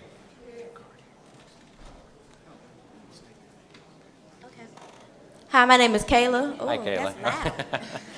My son goes here at Abraham Mary. I have two questions, one for Abraham Mary and one just a general question for this Okay. plan. Okay. So just for clarification, because I've heard two different things, seen two different things. Will Abraham Mary be closing its doors May of 2025 or open it for the very last time of August of 2025? So Mary's this Yes, this school year, Mhm. 24-25.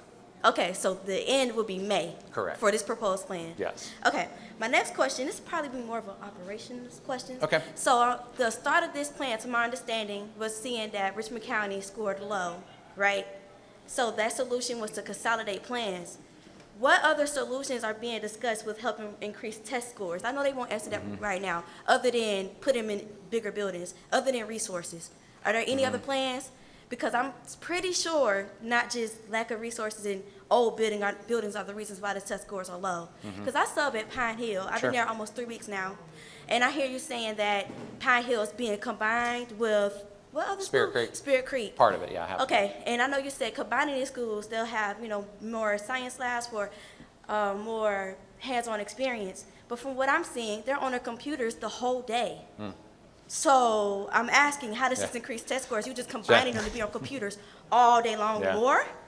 It just makes no sense to me. So I would tend to agree from an educational standpoint and operational standpoint.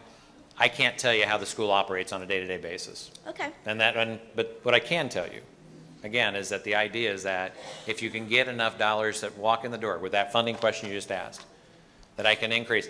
The other part is if you can get your buildings to where you need to get to, if you can get the programs in there, attracting teachers is a lot easier and maintaining that. Now, the operational behavior in a school, unless the building is just falling down on you, the operational issue doesn't have a lot to do with, so I can't, look, I've told the district this from the day I walked in, I tell every district this in, is that I can put the buildings in any place you want, but you give me one bad principal, and that can ruin the entire plan.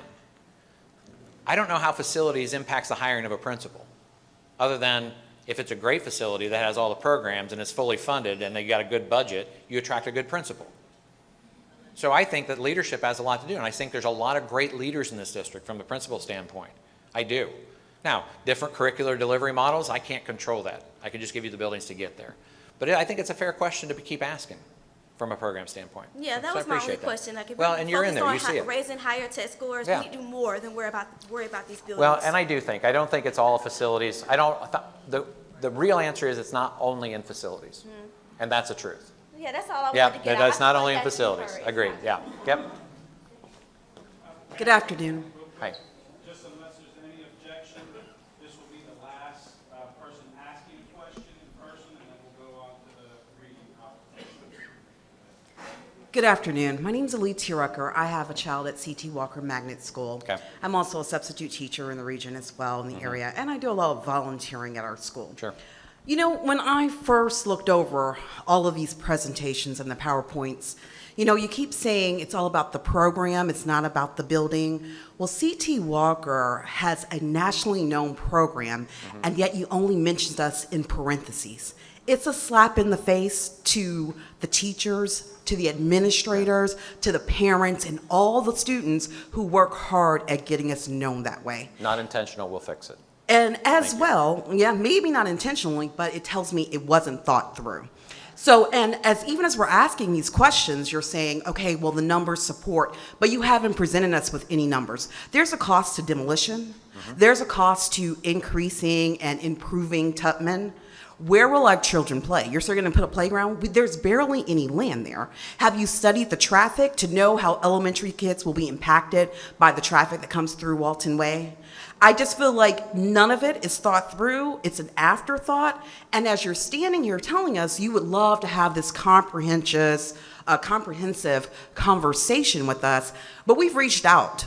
290 parents have reached out and requested for a meeting for C.T. Walker, and also requested to get a tour of Tubman. And it sounds like you all haven't even done the tour, much less give us one.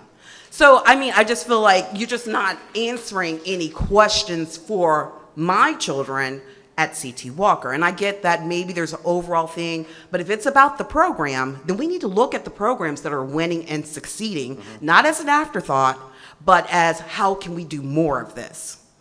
So are there numbers? Do you have real factual numbers? Is there any true data? Because right now, C.T. Walker, we're at 89%. What does 11%, how does 11% affect our funding? You know, I need real numbers because we don't have true numbers. It's an overall numbers. And as well, we've already grown just last year. So you're going to move us into a building with a lower capacity of only 700 students. We're already at 678. Where's the room for growth? If there's going to be access for everyone, if we need to be in a location that's accessible, there's no room for us to grow anywhere. So where do we go from there? So the first thing is that the magnet schools don't have a capacity based on their building. It is a programmatic capacity. Okay. So it doesn't matter. Like if we want to put it in 1,000, maybe you could never get to 1,000 because your program won't support it. Where would we go if we that's were to get true. to? I If don't you know put us that in answer. Tubman, Well, we that's couldn't true. grow to 1,000. Well, You're cutting us you're right. off right Well, there. But the point wasn't that. The point was it's a program capacity. It's not a building capacity. Okay? And so not putting them in a building that would crowd them. Okay? Second of all, that the facilities team has done. And the cost to renovate versus go to another building for C.T. Walker versus Tubman is substantially larger. And that's including demolition as well. Well, So we're also including demolition. Look, the demolition is going to be $7 a square foot. But what it does, again, is it And enhances the landscaping. middle school program or the middle school offerings at that site also. And so there's a benefit beyond that. Again, demolition's not always easy. And if you think it's a building that is winning your program, I'm going to contest that. It isn't your building. Because you don't go to Well, that no, neighborhood. You're not walking your kids into it's- school. hold on. You're not concerned about your elementary school on a busy street. I will just ask you this question. Had C.T. Walker been put in another building 10 years ago, would it be unsuccessful? I don't know. Well, neither do I. Do you have any facts to prove that it's going to be more successful there? Because I'm sure if you looked at traffic, data, other things. I know where the building is. Or the space for a playground for our children, where's that going to go? This facilities team has done that review. And so they know that there's room for that. They're going to improve. They've got that whole circulation to make sure all that circulation works for bus traffic and car traffic. So that investment does have to be made. So there will be no more walk-ups? Because if you were at there could CT, be. exactly, There it couldn't be. And that makes a difference in our community. Sure I'm a is. walk-up parent. We actually get together, we talk, we come together, we figure out who's going to volunteer, what we're volunteering for, how we're putting our funds towards the school. That does change the feeling of the school. And now you're telling us we won't even be able to walk up anymore. So location makes a difference. It does make a difference. I agree. Well, you just said it didn't. No, I didn't. I said facility, not location. Okay. So Well, I have no I'm more going to tell you, questions. again, my question just goes back to the idea, if it would have been a different location, I'll use your word, I said facility. If it had been a different location 10 years ago, with the right operational and the right delivery model and the same parents volunteering, you'd be successful. Well, Because what we're that's what makes it concerned about successful. right I agree now with is that. our location Okay, and the that's fair. building, the That's fair. facility and the location of that facility That's fair. for elementary school children. Okay. That is our concern. Okay. And so you did say you were willing to have a comprehensive conversation with us CT Walker parents, and we have 290 parents who are ready to have that conversation. So if we will, So how does that well, happen? Okay, we'll have to get on the schedule. Look, I'm willing to make that conversation. I drove 5 hours to be here Saturday morning for a conversation. Awesome. I'm willing to make the drive to get here to make sure I have the conversation. Okay. So you do have that person for a comprehensive listening session. However we get it on the calendar, I can't control that. Well, right, They'll so let who me does know. it? They can let me know. Everyone heard he just gave the promise. So again. Okay, awesome. Yeah, so, Before you leave, yeah. I'll give you my contact info. Yeah. Okay, perfect. So, and again, perfectly glad to have the conversation. Now, we can explore all those things. Okay. Okay? Well, and that we can sounds fair. explore all things. And I think that's fair. I do too. I think that's fair. Okay, Okay. thank you. Thank you. My name's Hey, Heather. Raise that up just a little bit. So that way they can hear you back. Yep. There you My go. name's Heather. I have Hi, a Heather. fourth grader at CT Walker, and I have an incoming kindergartner at CT Walker as well. Okay. I'm going to build on just about everything she said because I had almost the exact same questions. Mainly exactly what she said. That building will hold around 700. We're almost at that. This builds as well. I have that fourth grader. So before tonight, when my fourth grader got into CT Walker, a magnet school, I thought it was a big deal. Before tonight, I thought it was a big deal. This all seems like it's not really that big a deal to go to a magnet school because we got that one line in a parentheses, and it was to demolish our building. And then we're moving to an older building where we're going to be smaller because that now will affect enrollment, which just last year we went from kindergarten to 8th grade so that we could up enrollment, and now we're going backwards again.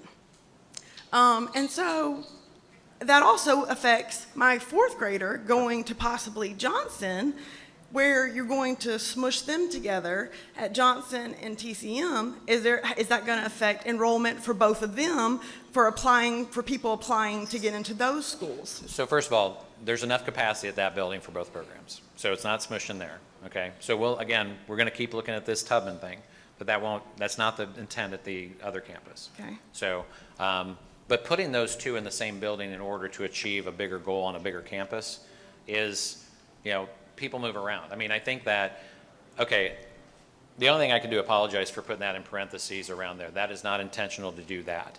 It was to show the bigger picture for that campus. And so it wasn't intentional. So I do apologize for that, and we'll clear that up. And so I appreciate you bringing it to us. The second thing is we'll look at that capacity to make sure, because we think we wouldn't have made a move to shrink the enrollment. It's a programmatic capacity that you want to maintain. Look, the magnet programs are a successful pathway in this district. The question is why isn't every school a successful pathway? That's the question. And so I know that doesn't matter to you in your kindergarten and first grade because you got to focus. You got your kids. You want to get them to succeed. All that. Right. But from the entire perspective of this, and again, I think that this is the right way to do this, to have this conversation between you and me and this community, is to understand that as much as we could impact a kid, we got other 28,000 we're trying to serve in this. And so I hear this Tubman thing, we'll review it, and if we got to get a conversation, we'll get the conversation into your community. I appreciate that. So the R. Johnson for the next couple of years, they can exist and coexist in the same building. We think there's plenty of room there for that, okay? I guess we're just going to have a larger conversation about what it looks like then in 28, 29, or 27, 28. And I think that's a fair conversation to have too. Again, the good news is that we're not making the move next year. The idea is you're going to think through this from a curriculum programmatic standpoint, make sure there's access to the hospitals, make sure there's access to the technical college. You're going to make sure all that's in place. It's not intended to harm that. And so that'd be, I mean, for a district to try to that, and look, again, in 5 years, both those programs are going to be better. They're both going to be better. With this, they could be extremely better. But with it also, the neighborhood schools can be better. And I want for both, much as you do, so we'll pay attention, we'll directly pay attention to that Tubman site. I promise you that, to make sure that that's not happening. Okay? And then we'll get this message clear on the A.R. Johnson for your families too, because I know there's a lot that are going through that pathway. Right. And so we're hearing that tonight. And again, if they didn't want to hear it, we wouldn't be here. Yeah. I think that's one thing. I mean, I mean, you know, I do feel bad to show up to this meeting when this school is closing, Yeah. and these families matter to this school No. as well, and Don't feel we're bad. overtaking it. Yeah. But half of these questions have been about the magnet Yeah. school, and there wasn't a meeting directed toward the magnet schools Okay. at all. Okay.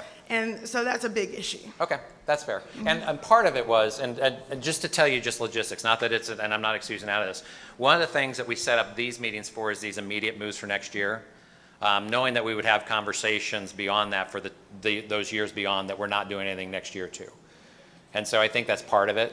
And so intentionally, we wanted to be sure that we got these in for those May closings in this week to make sure that HR has to make some decisions very quickly.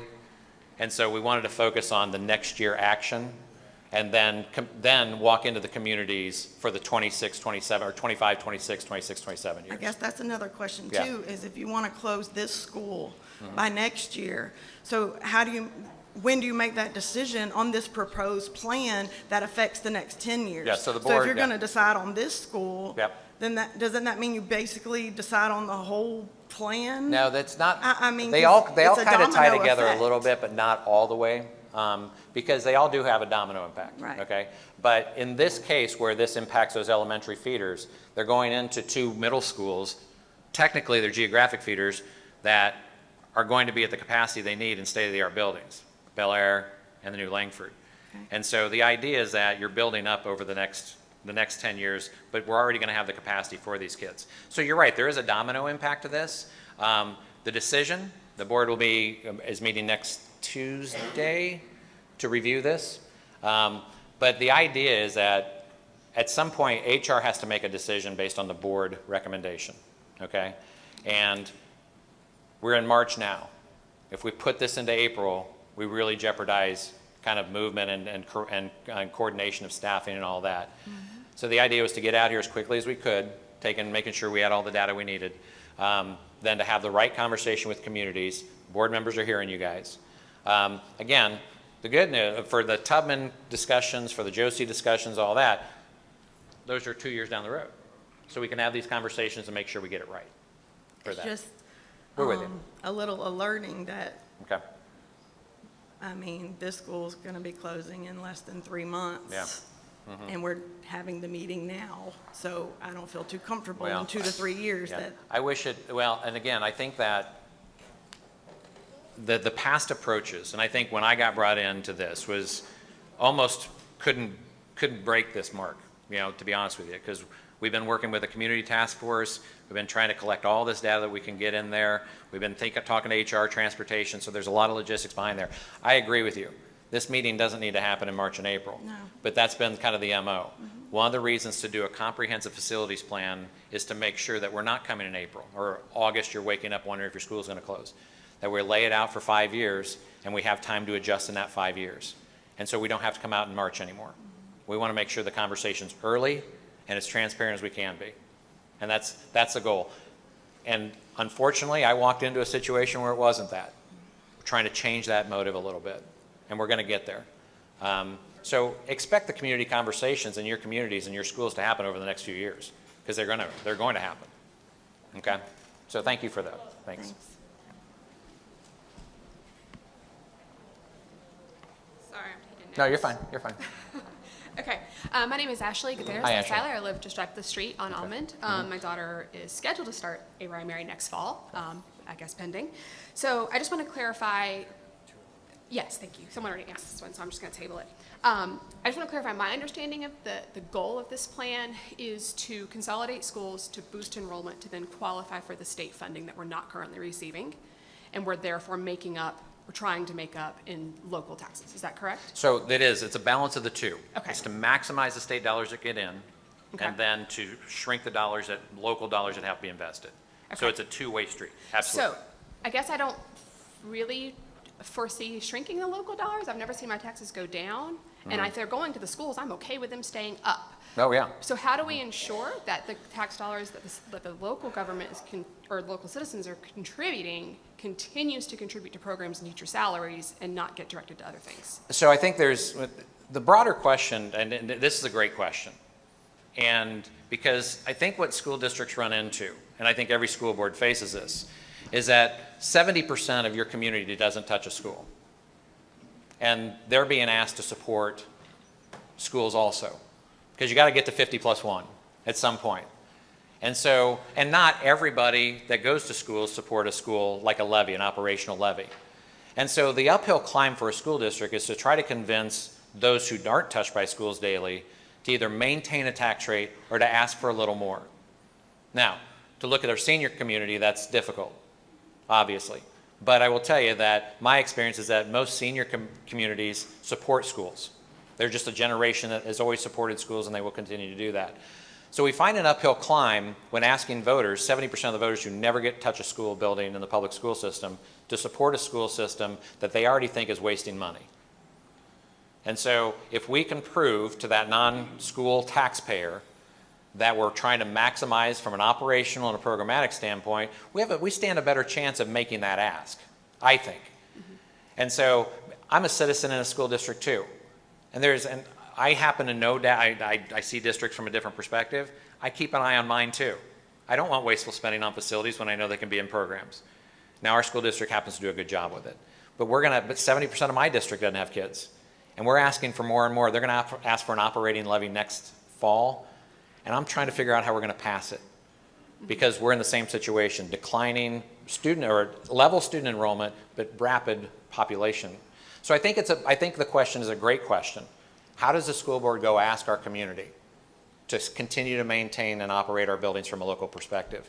The question isn't just going to a school community. It's going to those who don't have kids in school and trying to get their answers too. And 70% will look at this and say it's inefficient from an outside perspective. They don't have that emotional attachment anymore to that, whatever it is. And so they get disconnected a little bit. So I think that's the question for the school board, is when can you make an ask? And when's the appropriate time to do it? And part of it is get your house in order. And I'm not saying that to the board necessarily, but we got to get our house in order a little bit and then make the ask to those who don't come here every day. I appreciate it. Thank you very much. That's a great question.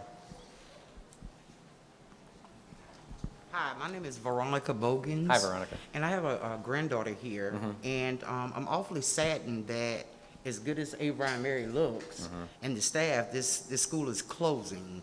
And I think that sometimes when we think about things like a comment could be Davidson. I know you say those monies don't mean, but those numbers don't mean anything to me because most of those students live in Columbia County, and they drive here every morning. Because they can.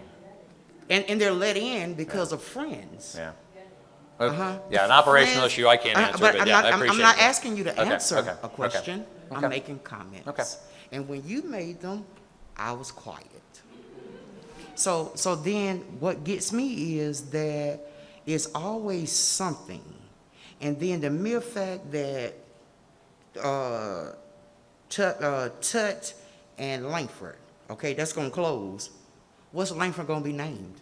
Since the historic black school, Tut, John M. Tut, is going to be gone, what is Langford going to be named when it's rebuilt? Is this a question? You heard it. Okay. I thought I heard one before too, and I apologize for interrupting you.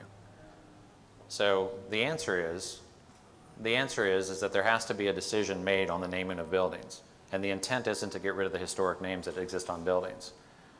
And so if there has to be a renaming of a building or restructuring how that's named, then so be it.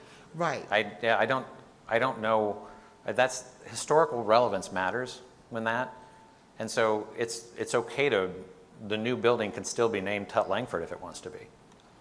But do you see, because I can see how your body structure changes when that would be a iffy subject for us, because my mom went to Tut, I went to Tut, You know, I Great. went to Abraham Mary. I mean, so these are schools that are closing, and I know how you say certain things aren't comfortable, and you're letting us know that. I want you to know, for me sitting in that seat, that's not comfortable. And to see the other schools that were of color change. And the reason you said you would like to know why certain scores are at certain schools, well, certain teachers are at certain schools. I'm not sure I asked about scores. Meaning, why is Davidson scores so high? Because you got the cream of the crop over there. Now, there are good teachers everywhere else too, but they don't have to put up with what the people in the other schools have to put up with. You get what I'm saying?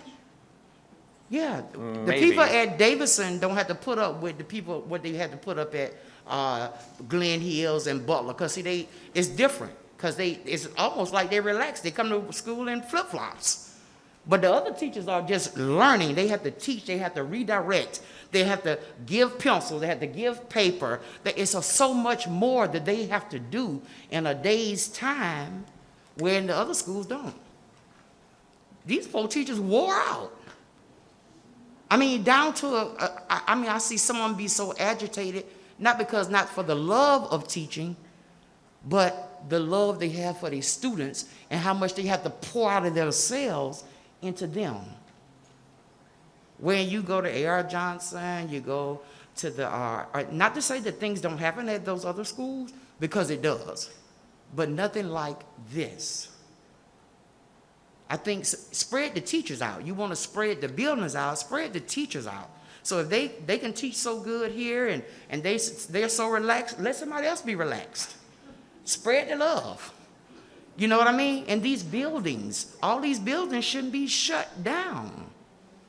Because I'm curious, as the man who first got up said, they just finding out, meaning the board members, they just finding this out just like we are. Well, how long you been here? No. That's what he said. He said they are learning every time they Didn't he say that? He says they're learning every Didn't he say that? All right. Then, ma'am, if I can't answer or address a question, Okay, I'm just going to end this. George. So if I can't respond to that. Yeah, I know, but I'm saying, how long have you been here, and how much are they paying you for this? So, 1 second. First of all, what Mr. Walker said was that he has been informed through the process, and he learns every time he hears that. He did say that we're hearing some things, I think he's listening to this, about those concerns out there. I think that's exactly right. They're learning as they sit here. That's why they're here. This school board has walked through this process of data. They've seen it.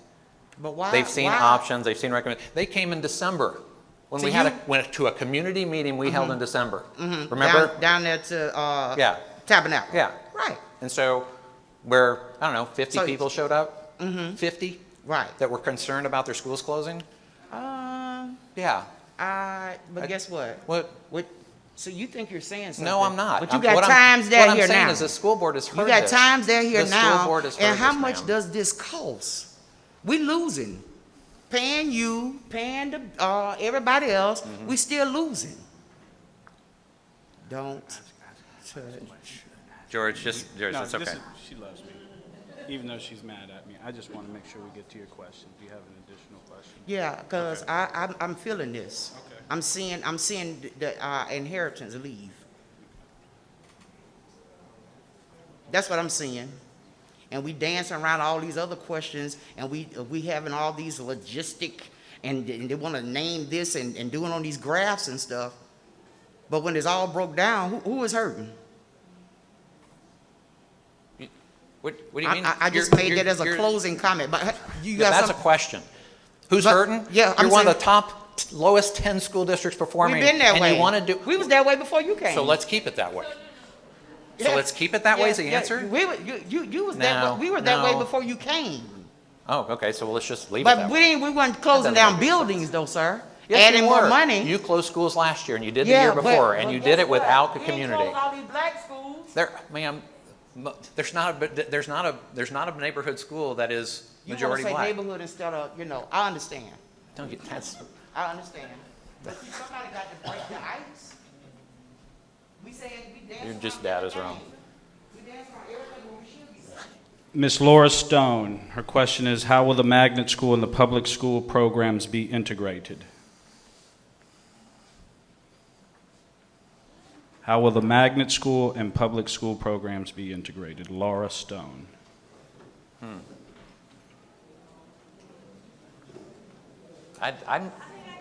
Wait, can you clarify Yeah. that for me?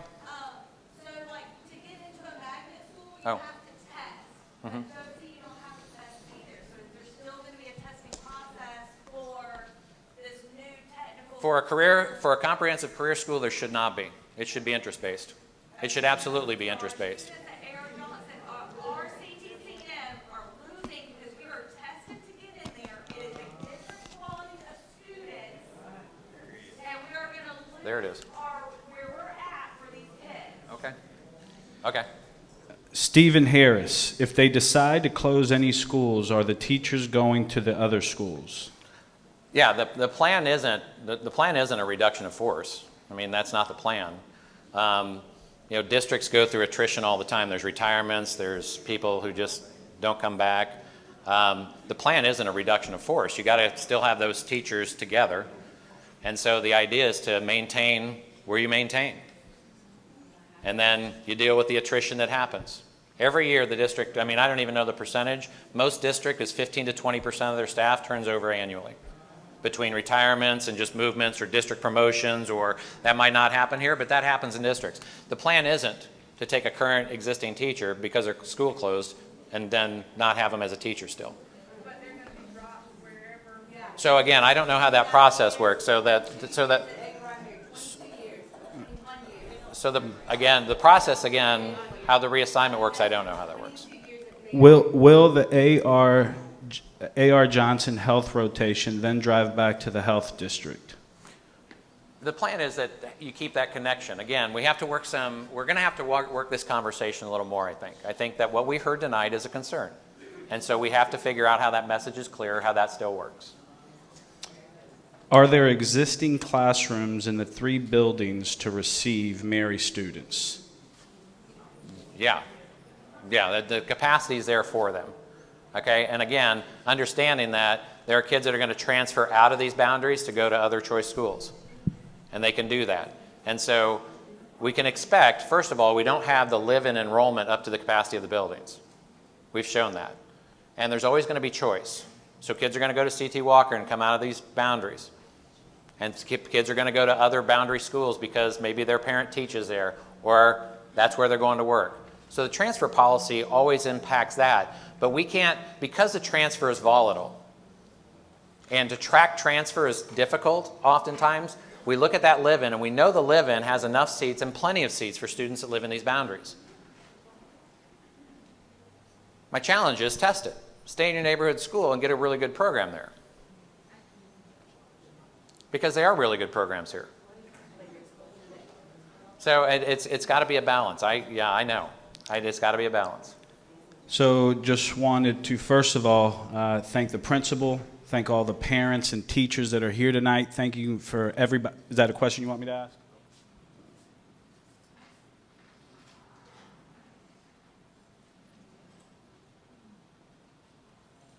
Any other additional questions?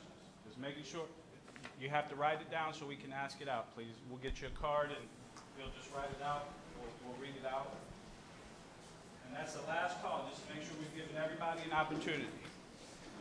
What alternative solutions have been explored to get funding required to support the goal that is trying to be achieved?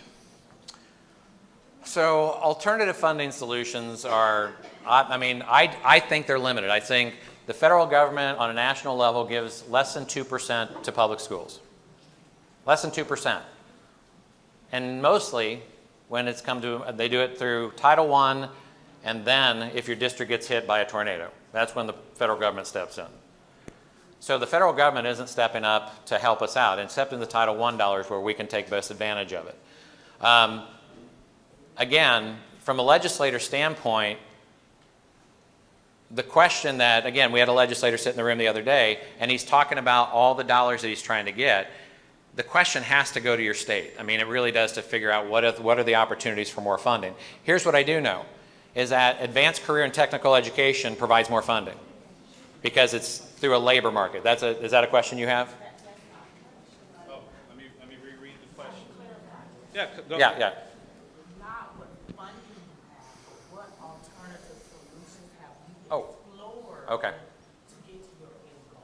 To get Okay. funding required to support the goal that is trying to be achieved? So, yeah. Okay. Yeah, yeah. Mhm. I mean, my answer would be, is this project about money? No, it's not. Does money have something to do with it? Absolutely.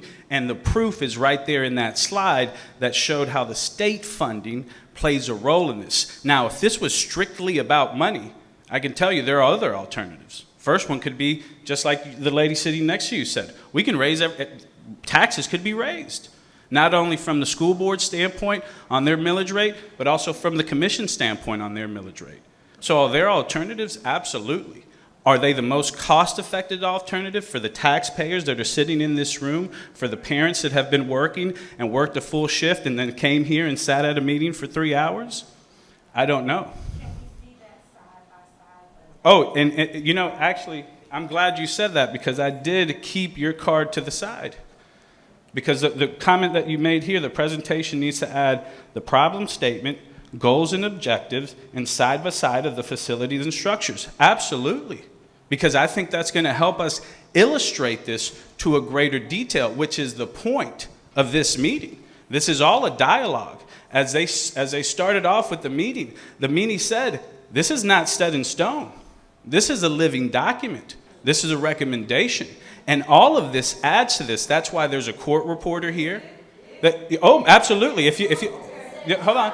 That's why there's a court reporter here, capturing everything that's said. No, ma'am. And I have to tell you, it is not set in stone. I'll be 100% on. No, it's not. Ma'am, can you please go to the very first slide? Just the very first slide. Because here's the one thing I do want to be able to do is show the transparency. Go to the very first slide on what it said, where it was in big, bold, red letters. Hold on, just give me a second. Just give me a second. What? Hold on. No. Go back. Okay. I'm not being funny. I'm being real. Draft document, not final. So this is not finalized. This is a community dialogue. Can you please go back to the slide with the remaining meetings? If this was all decided, I'll be honest with you, none of these people would be staying here until 3 hours. So I'll just say that. And for the sake of the folks that are here, because here's the other thing, we will stay here as long as we have to, and we'll talk to you outside in the park, wherever we have to, but let's keep into consideration. There's still facilities people here that need to close this school, that need to pick up these chairs for these students to come tomorrow and have their breakfast and have their education, so you three can be here tomorrow and continue to be stellar teachers. So let's keep that in mind. And the other thing that I will share too is, please, if you haven't, take a picture of this and attend every single one of those meetings and continue to ask these tough questions. So one last thing I did want to mention, and just give me 1 second. Everything is being memorialized here in this building tonight. So for example, the questions that we had on what did the president say, what didn't he, it doesn't even need to be left up to speculation. There's cameramen right here capturing the entirety of this meeting.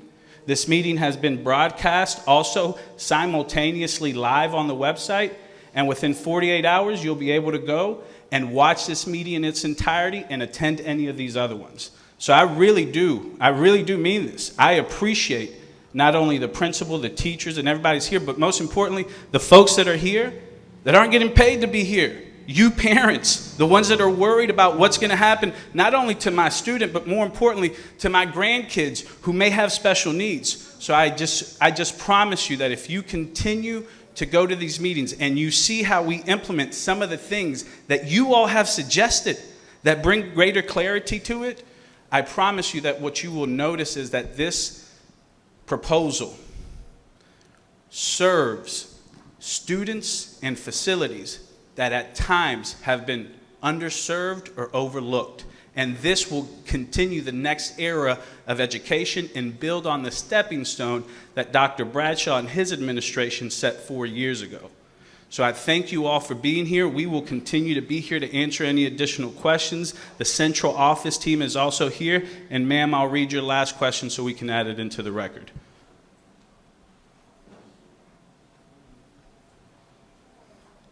changing schools is based on requests from the school board. How does that change now?